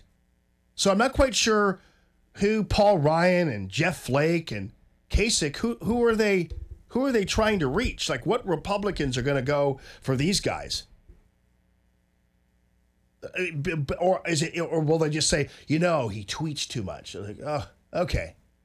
And so is that why? Is there a Republican out there who is, and maybe you're out there now and you want to call into the show? I'm more than happy to take your call. CallTammy.com real estate listener line is 844-855-1380. Is there anybody around who's going to not vote for President Trump in 2020 who happens to be a Republican or identifies themselves as Republicans? I doubt it. But I'd love to hear from you if you are. It's Common Sense Radio. Jim Carafano coming up. More Allman in the Morning coming up on 1380 and 105.3 The Answer.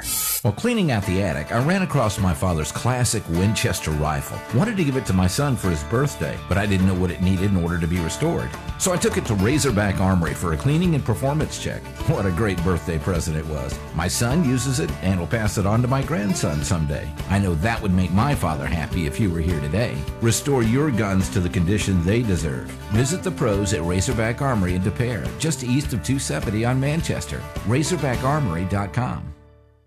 Folks, I will tell you about MyPillow, and I love MyPillow. And in fact, I have a couple other pillows now at the 1380 offices waiting for me, but I'm not necessarily in a hurry because I already have a MyPillow, and I've had it for about 3 years now, and it is wonderful. I'm waiting, though, for the sheets to come, these Dream Sheets, because I'm really excited about that. So that's going to be fun to have the MyPillow Dream Sheets, and these are really nice, cool sleeping Dream Sheets that you can get in any kind of color you want. And their special offer now, 30% off on the Dream Sheets. On top of that, let's talk about the MyPillow. They have a 4-pack offer for you that includes 2 premium MyPillows and along with 2 Go Anywhere pillows. So that means you are able to have the 2 premium pillows, and then you have the 2 pillows you can just kind of take with you wherever you go when you travel, when you do that, because keep in mind, you never know what you're going to have to be sleeping on when you are when you're out of town. So they've got the Go Anywhere pillows and all this with free shipping. So this is going to be fantastic for you. And you can get this by using my special particular code with MyPillow. Or you go to MyPillow.com and plug in the code Jamie.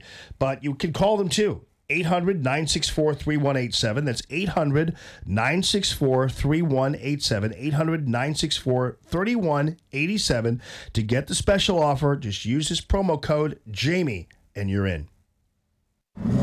You love that smell. That new truck smell. All cleaned up and ready to go. Did you get your vent visor? You know, the rain guard that goes over your window? Stop by Custom Car and Truck in O'Fallon, Illinois for free installation and lifetime warranty on vent visors. How about your bug shield? You don't want to mess up the hood of your new truck with dead bugs. Keep them off the hood with free installation and lifetime warranty bug shield. See John and the crew off Highway 50 in O'Fallon, Illinois, or online at CustomCarAndTruck.com. Curtains, shades, blinds, shutters. What are the best for living rooms or bedrooms? Hey, it's Allman from Allman in the Morning. I want to tell you about the quality customized service you will receive when you call my friend Michael Proctor at Proctor Drapery. Michael is an interior designer with exceptional expertise when it comes to window treatments for your home or business. Michael has served our St. Louis area since 1974 with the highest quality and value for custom drapery, blinds, shades, and shutters. He's also the top-tier Hunter Douglas priority dealer and your first choice for Norman Plantation shutters. Those are beautiful. Call Michael Proctor today and schedule your in-home consultation with Michael's mobile design unit. He will come to you. Weekend and evening appointments are available. The one-on-one appointment with Michael will ensure the look is exactly what you're looking for in your home or business. So cut down on the risk of error. Schedule your appointment today with Michael Proctor. Proctor spelled like doctor, ProctorDrapery.com. Hey, want to talk with Jamie? Call 844-855-1380. 844-855-1380. And interact with Common Sense Radio. This is Allman in the Morning on 1380 and 105.3. The Answer. That's right, people. Call Tammy.com. Real estate listener line is open. 844-855-1380. Don't forget the app, too, at theanswerstl.com. Going to get you caught up on a few things here really quickly. We going to follow up on the Biden-Pelosi news. Biden telling firefighters, I don't know what he was saying. He says he's going to run. I still don't get the firefighters loving on Biden. I don't really understand the connection there, but yeah. Hey, everybody. Here, you can go ahead and turn my iPad up. I appreciate the energy you showed when I got up here. Because heaven knows I don't have Save it a little longer. I may need it in a few weeks. Be careful what you wish for. Careful what you wish for. You need an injection of B12, dude. You don't need the firefighters. So now we have also the situation where Nancy Pelosi is still getting kind of hammered over her decision that she doesn't really want to go after President Trump with impeachment, and people want to still do it. And this Al Green character is still going to bring up articles of impeachment. Yet he can't explain in any way, shape, or form how the president is hurting this country. He still doesn't, other than just simply calling him racist. That's about it. But Nancy Pelosi even went all the way back to Nixon's days. You previously said you would want to wait for the Mueller report, but if that is so conclusive that there's a bipartisanship, that there's a message to the president, so be it. President Nixon was not impeached. The Republicans finally saw the light. It divides the country. So she's, and I agree with her. She's right about that, but that's not stopping some folks who say that really Nancy Pelosi is a triple threat for the Trump administration. This is Robert Costa. He's a panelist there on MSNBC. Those who really know her know that this is not a Speaker of the House who's suddenly gone soft on President Trump. This is actually a ruthless political leader who wants to bleed out this administration over the course of this year. Investigation after investigation, no rush to impeachment. She knows that it was suburban voters who helped the Democrats win the vote in 2018. She doesn't want to rush to anything. Break down this administration, expose them throughout 2019 and 2020, and go into 2020 election with a real case against the president that's been built over time, not rushed. Good luck. I mean, these guys are all fantasizing. This guy's riding his unicorn full in, and these guys are all fantasizing about what's going to happen in 2020. It's interesting, though. It sounds to me like they want the president to fail. Huh. I think I remember somebody saying that about Obama, and they were immediately called racist. Okay. Hey, listen, I'm taking notes. I'm catching up. Hey, Jim Carafano's on the way, talking about what's going on in Venezuela, talking about the surrendering of 3,000 ISIS guys while you were sleeping. All that straight ahead. It's Common Sense Radio, Allman in the Morning.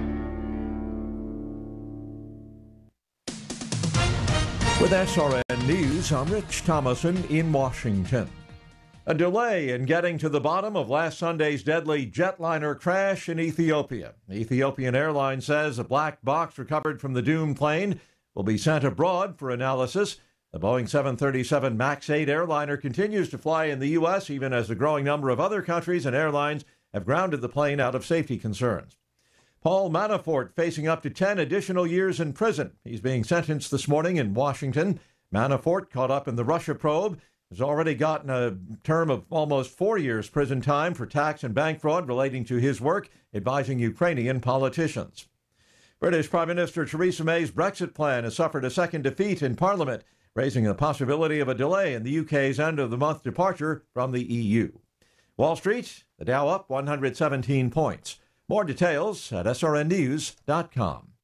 Stuck in traffic? We've got the answer on 1380 and 105.3. The Answer. Crews are working a crash this morning, blocking off the right lane eastbound on the Page Avenue extension at Bennington Place. This is going to cause some delays back into the Maryland Heights Expressway with emergency equipment on the scene. We're under a wind advisory that kicks off at 10 this morning. Travel could be a bit hampered later on today. Eastbound 270, still a bit slow between Lindbergh and 170. Northbound 270, heavy still, Big Bend to Manchester. And watch for brake lights on the eastbound side of 44, slowing down traffic between Elm and Laclede Station. This traffic report is sponsored by Positive Coaching Alliance. Got issues with youth or high school sports? Positive Coaching Alliance can help. PCA, a national nonprofit, offers more than 1,000 free online resources for youth and high school sports coaches, parents, students, and administrators. Visit PCADevZone.org. I'm Dominic Fortini with your St. Louis Metro traffic on 1380 and 105.3 The Answer. 1380 The Answer. Weather. Cloudy and increasingly windy today. Expect scattered showers and an afternoon thunderstorm around, high 66 as we head into the evening. A passing shower, otherwise partly cloudy, breezy, mild tonight, low 56. For Thursday, windy with sunshine and patchy clouds, high 64. I'm Madison Baggett with your St. Louis Metro forecast on 1380 and 105.3 The Answer. The Joe Walsh radio program. There are times that I just don't recognize the country I live in. A second judge just said we can't include a question on the census asking if someone is even a gosh darn citizen of this country. What country do I live in? The Joe Walsh radio program. Weeknights at 8 on 1380 and 105.3. The Answer. Breaking news. Stability talk. Glock days are back at Denny Dennis Sporting Goods in Fenton, Missouri, March 15th and 16th. Our Glock representative and a Glock armorer will be on site to answer questions or discuss your Glock firearm needs. The first 50 Glock handguns purchased will receive a free Glock range bag during the event. Sight upgrades are available for Glocks, and with a sight purchase, it can be installed on your Glock free of charge. Stop by and take advantage of the huge savings during this event on all Glock firearms, parts, and accessories. Friday and Saturday, March 15th and 16th, Denny Dennis Sporting Goods at 1 Gravois Road in Fenton. Give them a call at 636-349-9447. 636-349-9447. Glock days are back at Denny Dennis Sporting Goods in Fenton, Missouri, March 15th and 16th. Denny Dennis Sporting Goods in Old Town Fenton is celebrating Glock Days. Like Denny Dennis on Facebook to get in on their specials. This hour of Allman in the Morning is brought to you in part by Dr. Anna Smith, the #1 provider of oral sleep appliances in the United States. Learn more at cpapsucks.com. America's First News with Matt Ray gets you up to speed. Mornings from 4 to 6, right before Allman in the Morning on 1380 and 105.3. The Answer. Right out of the blocks, none other than Jim Carafano from the Heritage Foundation. Jimmy, how you doing, buddy? So I wanted to prep for the Venezuela story to really get in the mood, so I turned off the light and the heat in my office. You went into pitch total darkness, did you? In the dark, yes. I'm sitting here in the freezing dark, so I feel prepped to talk about Venezuela. It's amazing. I mean, now right now there's an investigation going on as to whether or not Maduro thinks it was either Guaido's or whatever his name is his fault or the U.S.'s fault for like turning off the lights. But to your knowledge, you don't think that's happened, right? Probably not. So I think the one thing I appreciate about the U.S. Position on this is, and where I actually think they've been almost close to brilliant, is the way they've kind of kept the momentum going. I mean, this is a president, he doesn't believe in regime change. He doesn't believe in nation building. But he does recognize that Venezuela is a destabilizing threat to the region. It's an incredible humanitarian crisis. Millions of people have fled the country. And so the U.S. is not on its own. It's actually partnering with countries in the region. There's like 50 countries that have recognized the guy that actually should be the legitimate president. But what they've done is almost every day they find another way to kind of ratchet up the pressure on Maduro and his thugs. And I just think that continually keeps them on the defensive. And I don't think it's a question of when they leave the country. I don't think it's a question of if, but it's when. Well, actually, I don't know if they'll get to leave the country, because if they keep this up, what's going to happen is people are just going to drag them into the streets and string them up by their thumbs. Yeah, a la Mussolini. Well, what happens here, though? Right now, the dynamic here is that the military is currently still being led by Maduro, or is it who's in charge there? Yeah, so there's a handful of powerful people that essentially keep him in control and to ensure his personal safety and control over the specific elements of government. They have a backbone of Cuban advisors and Russian security who are essentially loyal to him. So he can't even trust his own people to kind of keep him in, and that's the ball and wire and spit and chewing gum that's kind of holding the regime's claim to power. Yeah. Okay. All right. So I think you're right. I really do appreciate your viewpoint on intervention, because obviously Bolton, I don't know what he was doing with his little legal pad and the 5,000 troops to Colombia thing. Yeah, right. Yeah. That seemed like a classic Bolton fake, But nonetheless, I think Americans would have very little patience for a exodus or a flow of American bodies into South America for this thing. I think that's true. I don't think it's appropriate. We've got lots of things for our military to do, remember what Colin Powell said. He's absolutely right. You break it, you buy it, right? So I think Venezuela's problems were the creation of Venezuela, and it's up to the Venezuelans to solve it. we were pretty confident there were secret negotiations continuing going on. We're talking about kind of an off-ramp for Maduro and some of his cronies to leave the country. We've seen some of the family members of some of the key leaders already leave the country. I just don't see it sustainable. Yeah, I'm in one of those things where I'm just hoping that it doesn't turn into just a bloodbath down there. But obviously this is not going to seemingly end well, no matter what. Well, I think that's the nightmare scenario, which is it's not if the Maduro regime's going down, it's going down, but it would be horrible on top of all the other suffering that the Venezuelan people have had if that ended in a cycle of violence, which just, created more destruction, and more problems. But hopefully, unlike Caligula, Maduro will get on a bus somewhere. Yeah. Hey, before Hugo Chavez, what was Venezuela like? Wasn't he the guy in that movie? Wasn't the Hugo the movie? I don't know. I don't know, but wasn't movie about the kid hiding in the? I don't know. That's a different Hugo. Sorry, you're talking about the guy that was the dictator before Maduro. Yeah. Yes. Hugo Chavez. Hugo Chavez. What'd I say? So you have a good accent. Your accent's excellent, I must say. No, I always make fun of the news people who, suddenly they're from Massachusetts, but they're going Maduro in Venezuela. It's like, dude, stop it. Okay, it's your Cortez. It's like, no. I can't even pronounce English very well.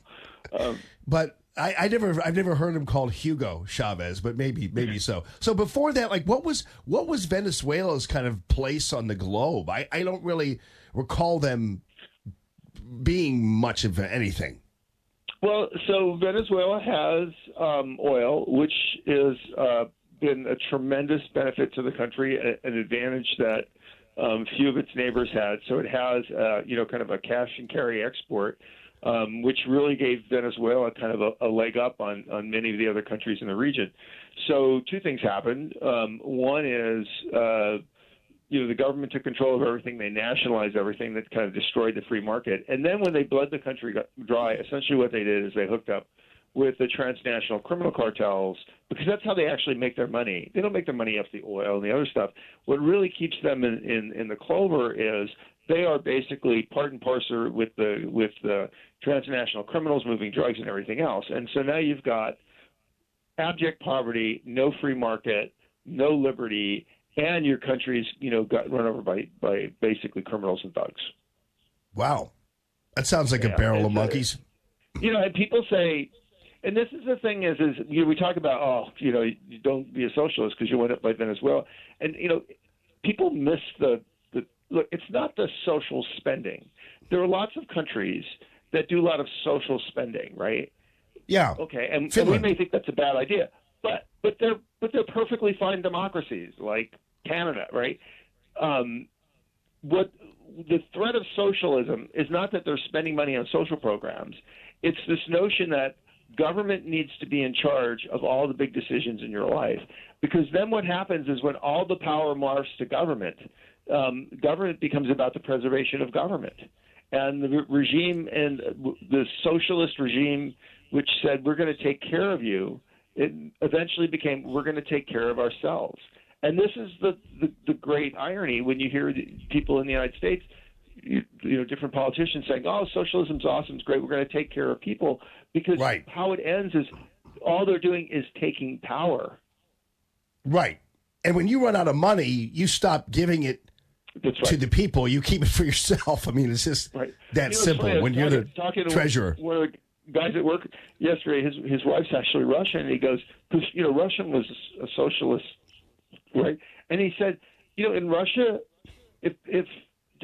what happens if you didn't have a job? The people just took care of you. And she's laughing. She goes, "Dude, are you kidding? In Russia, if you didn't have a job, you went to jail. You were required to have a job in Russia. In Russia, that's so funny. It was a crime. It was a crime not to have a job, right? So they had a very different view of socialism." Well, there's so much to talk about on that end because President Trump got in all kinds of trouble because he dared say that he didn't want people coming here who would ultimately have to be dependent on the government. And they're treating him like he's some mean racist because he doesn't want people to come over here and hop on welfare for the rest of their lives. I mean, if we just adopted Mexico's rules, you couldn't come here if you weren't employable. Yeah. Ironically, all Quo was doing was actually stating what's actually already in the law, which is that a legal immigrant should not become a public charge. So, and we wrote a big report on this. There's a great report on our website on an American immigration reform agenda, heritage.org. I think it's one of the best things we've ever done. We talk about legal immigration reform and everything else, but what people have to realize is, dude, wake up.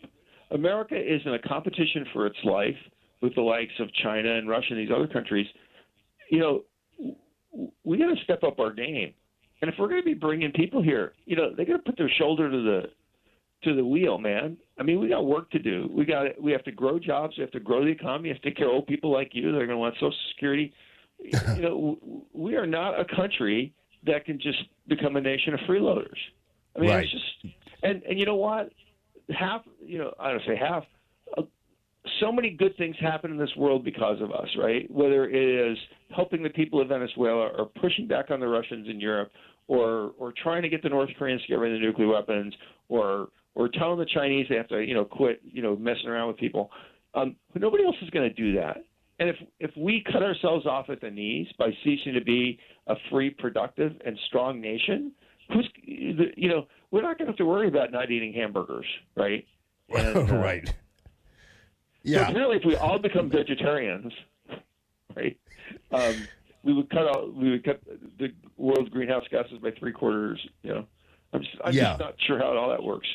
No. Well, de Blasio's on the way because he's on to something with his meatless Mondays. So keep that in mind. New York's going to be meatless on Mondays. Yeah. I told him, I said he could just convert to Catholicism and have meatless Fridays. Meatless Fridays. During Lent, Well, all right. Got something right. Right. Real quickly, I know you're on a crunch time, which is why we had you so early, but 3,000 ISIS fighters surrendering, is that correct? Yeah. That's what I'm hearing. Yes. Yeah, I think the caliphate don't get your don't go to the travel bureau and say I want a vacation in the caliphate, because I think those opportunities are long gone. So the question is what do they do with these guys? I mean, the yahoos from all over the place. That's a problem that's going to linger for a long time. And the thing is a lot of those people just faded back in the woodwork. We cannot just walk away from the Middle East, because if we do, it's like the brush fire; it'll just flare back up again. But it's a historic defeat on the hubris of Islamic terrorism that they just think they can just take over the world, and everybody's just going to sit there and watch them. Remember, Osama bin Laden once wrote a treatise ago, America's a paper tiger. If we hit them, they will run away. Right? I guess he was wrong. Well, I guess he's dead, so. Right, I guess. I wish there's part of me that wishes he'd lived long enough to see ISIS humiliated. Right. To the point they don't even own a village anymore. How cool is that? Right, exactly. Now, when they surrender, though, what happens to them? We don't have to take care of them, do we? Well, see, they're basically in the custody of this Kurdish group in Syria, and I think there's a real question of what happens to them over time. It's a thorny issue because a lot of them have very different nationalities, and who do you turn them over to? And you could give them the Syrian government. Syrian government would just kill them. I don't know. Yeah, but this is, to me, this is the lesser of the lesser of evils. Well, they won't. Let's put it this way: they won't get, for instance, refugee or asylum status for the U.S. Just tell us. I would think probably not. Yeah. Good. Okay. Just want to make sure. Yeah. The one thing they should pray for is they should pray that people do not treat them like they treated the prisoners of ISIS. Yeah. That's the one thing they should pray for every night. That is very true. Well, Jim Carafano, as always, thanks so much for being with us, brother. Really appreciate you this early in the morning. I know you're very busy today, so we appreciate you, bud. Let's do it again. Let's do it. Jim Carafano, heritage.org. We appreciate you, brother. More Allman in the Morning coming up on 1380 and 105.3. The Answer. Business owners, self-employed, part-time employees, are you struggling to pay your bills because you no longer can afford your health insurance? Hi, it's Mike Gallagher. With Obamacare premiums skyrocketing, higher deductibles, and shrinking networks, let me introduce you to Dryden Camus Insurance Agency as the answer, the solution. Dryden Camus Insurance Agency has non-Obamacare ACA compliant plans that do not fund abortion. There's no enrollment period, and you don't have to pay for expensive extras like pediatric dentistry or maternity care. Contact Joyce at Dryden Camus Insurance Agency and start saving up to 60%. Call 877-695-0245. That's 877-695-0245, or just go to kddi-ins.com. Cut through the confusion and save money with Dryden Camus Insurance Agency, serving Missouri and Illinois. This is the answer. This is the solution. Dryden Camus Insurance Agency. Just go to kddi-ins.com. It's so fun to have my Arrowhead Building Supply guys back, Rick and Jerry Pogue and the rest of the gang. Love these guys, and they have been longtime supporters of the Allman in the Morning show. And then once I came back on terrestrial radio and we had some things resolved regarding some other stuff, here they are back on me with Allman in the Morning and Common Sense Radio. Arrowhead Building Supply, I'll tell you, watching these guys work and watching their energy and their passion for home improvement and for getting the job done well for you with great products is really fun to watch. It's fun to watch their brand new ideas come to fruition. Like Rick came up with the Cube idea, and the Cube is at Fairview Heights as well as right there in St. Peter's. And you just simply put a picture of your home into this computer, and you can see what all the beautiful siding products look like on your home, what all the beautiful roofing products look like on your home. You can set up, look at how a pergola would fit in, or arbors, you name it. They have the ability to make things really look great for you and show you before it actually is on your home what it will look like. So the only drawback would be that it's going to be hard for you to decide, because basically you're going to love everything because everything is really groovy there. So you got to choose, however, and once you do choose, they're going to have a contractor referral service for you, and that's already installed right there in the both showrooms, and they've got the contract referral service for you. They know all the people who are going to know all the products backwards and forwards, who can get the job done for you and get it done well. You're also free, if you already have a contractor, to go ahead and bring your contractor in to the showrooms and start picking things out, and that contractor will just be at your side the whole time. So either way, you're set with Arrowhead Building Supply, arrowheadbuildingsupply.com. I regularly hear stories of companies cutting the commissions of their outside salespeople. Has that happened to you? Or maybe you've had accounts taken from you and given to another salesperson to level the playing field. I've never understood those who penalize top sellers when they've become too successful. If you're a good salesperson, especially if you're in media sales, then I want to talk to you. I'm Lori Vernier, local sales manager for Salem STL Radio. I believe in the work I'm doing, but more importantly, this company believes in its people. Last year, Salem Media Group, our parent company, was voted one of the national best and brightest companies to work for. And for the past 2 years, we were voted a great place to work by our employees. If you'd like to join my sales team, drop me an email at jobs@salemstl.com. That's jobs@salemstl.com. The station is owned and operated by Salem Media Group and is an equal opportunity employer. KXFN St. Louis, K287BY St. Louis. Curtains, shades, blinds, shutters. What are the best for living rooms or bedrooms? Hey, it's Allman from Allman in the Morning. I want to tell you about the quality customized service you will receive when you call my friend Michael Proctor at Proctor Drapery. Michael is an interior designer with exceptional expertise when it comes to window treatments for your home or business.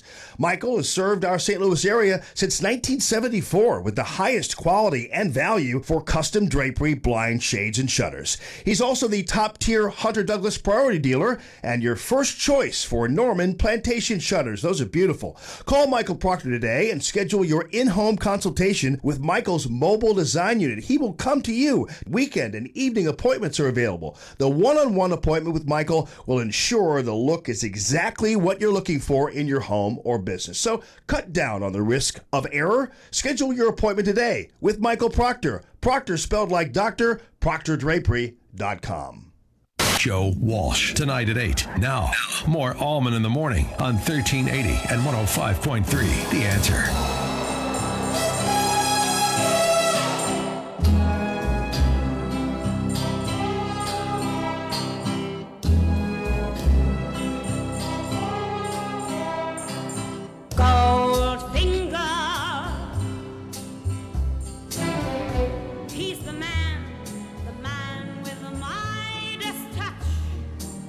The great Shirley Bassey. A spider's touch, such a cold finger. 82 years old, still rolling. Man, those James Bond movies are amazing. I know Maxie loves us because I'm watching him sway to Goldfinger. I know Maxie's a fan of the old James Bond. These are classic. Golly. It makes me want to just go binge watch a bunch of them if I had time. Of course, I'm playing a little Shirley for you, a little Goldfinger, because the time has come. It's now. Michael Proctor, Proctor spelled like doctor, ProctorDrapery.com, is in the house, and he's currently standing in front of the window that is going to soon be dressed with the James Bond shade, the motorized shade. That's not technically the name for it. That's the name you gave it, right, Michael? Oh, right, because it's Hunter Douglas top of the line. It's a pirouette shade that opens and closes just like James Bond. And people like this, right? I mean, this is you've talked about installing a few of them that I've heard you talk about, and people like these. Oh, they're my favorite shade. It's my favorite shade. Of course, it's the most expensive too. Yeah, but right. It's a beautiful shade. Yeah, it goes up, down, in. Opens and closes like eyelids. Oh, nice. Because I'm gonna have a little. He says my controller is red, so I'm gonna be able to we're gonna play around with it a little bit while we're here, and when you're gonna be like Goldfinger. Yeah, exactly. Yeah, it's cool too because we're kind of uptown in the penthouse, and we could do a whole James Bond look.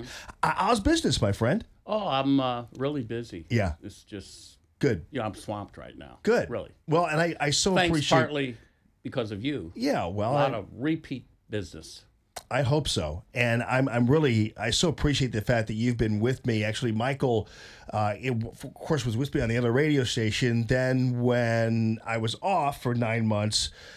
there was still Michael back with me, Michael Proctor, and I was so happy and pleased and proud to have him a continual supporter, and he was one of the few who was able to kind of do it.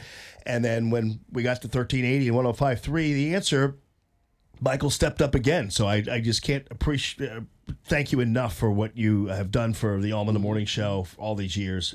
March 2010. Is that what it was? Yeah, it was March 2010. Wow.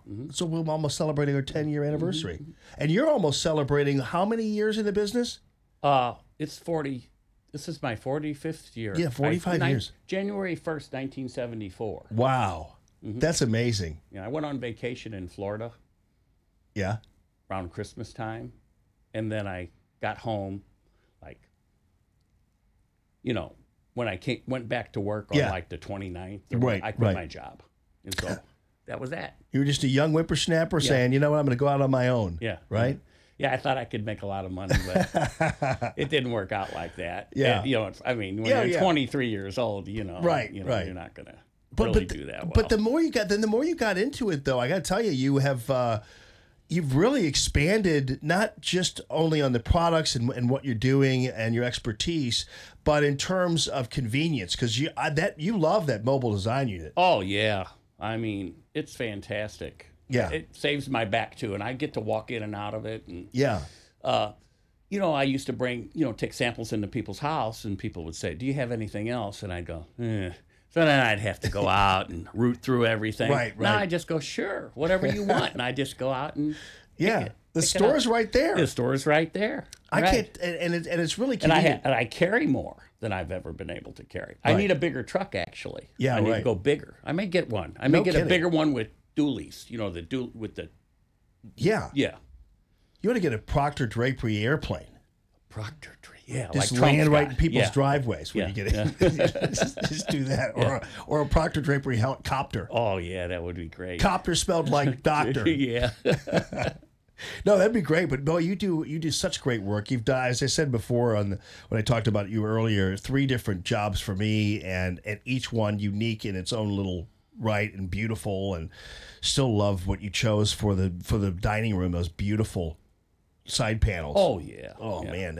I mean, those side panels are why people keep calling me back. Not that your right? side panels, Right. but their side panels. Yeah.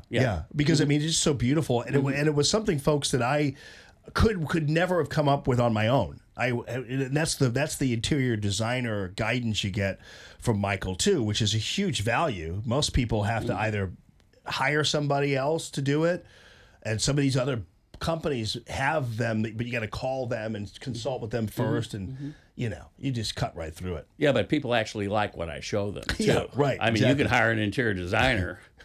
Yeah, right. Yeah, I know. I've seen a lot of that too. Oh yeah, I mean it's They get a little off the grid sometimes. I know. So the fact that you have the eye, I think, saves people a lot of time, and a lot of people just want to be guided. They don't know really anything about window treatments necessarily, and you have all the ideas in the world with your 45 years of experience. Now, you also brought in a expert from Hunter Douglas, right? 'Cause this is what it is a Hunter Douglas shade. Yeah, right? this is the Hunter Douglas James Bond pirouette shade. Well, and that's another example of where, obviously, no product is great if it's not installed perfectly. And so you have all the ways of making sure that each individual type of brand and everything else has its own installation requirements. So you have your own people who will be able to do that. Right. And Al he's the programmer. Yeah. He programs the remote control. All right. And the motor. He will make the James Bond shade great again. Here Yes, in the make the James beautiful Bond shade. Allman in the Morning studio. That's what's going to kind of look together. Proctor Drapery on there. Oh, wow. So we're going to have Oh, that look on at there. that. And your Proctor I didn't see it. mobile. Oh, yeah. It's fantastic. Buddy, listen, it's been a privilege. Thank you so much. Michael Proctor, Proctor spelled like doctor, proctordrapery.com.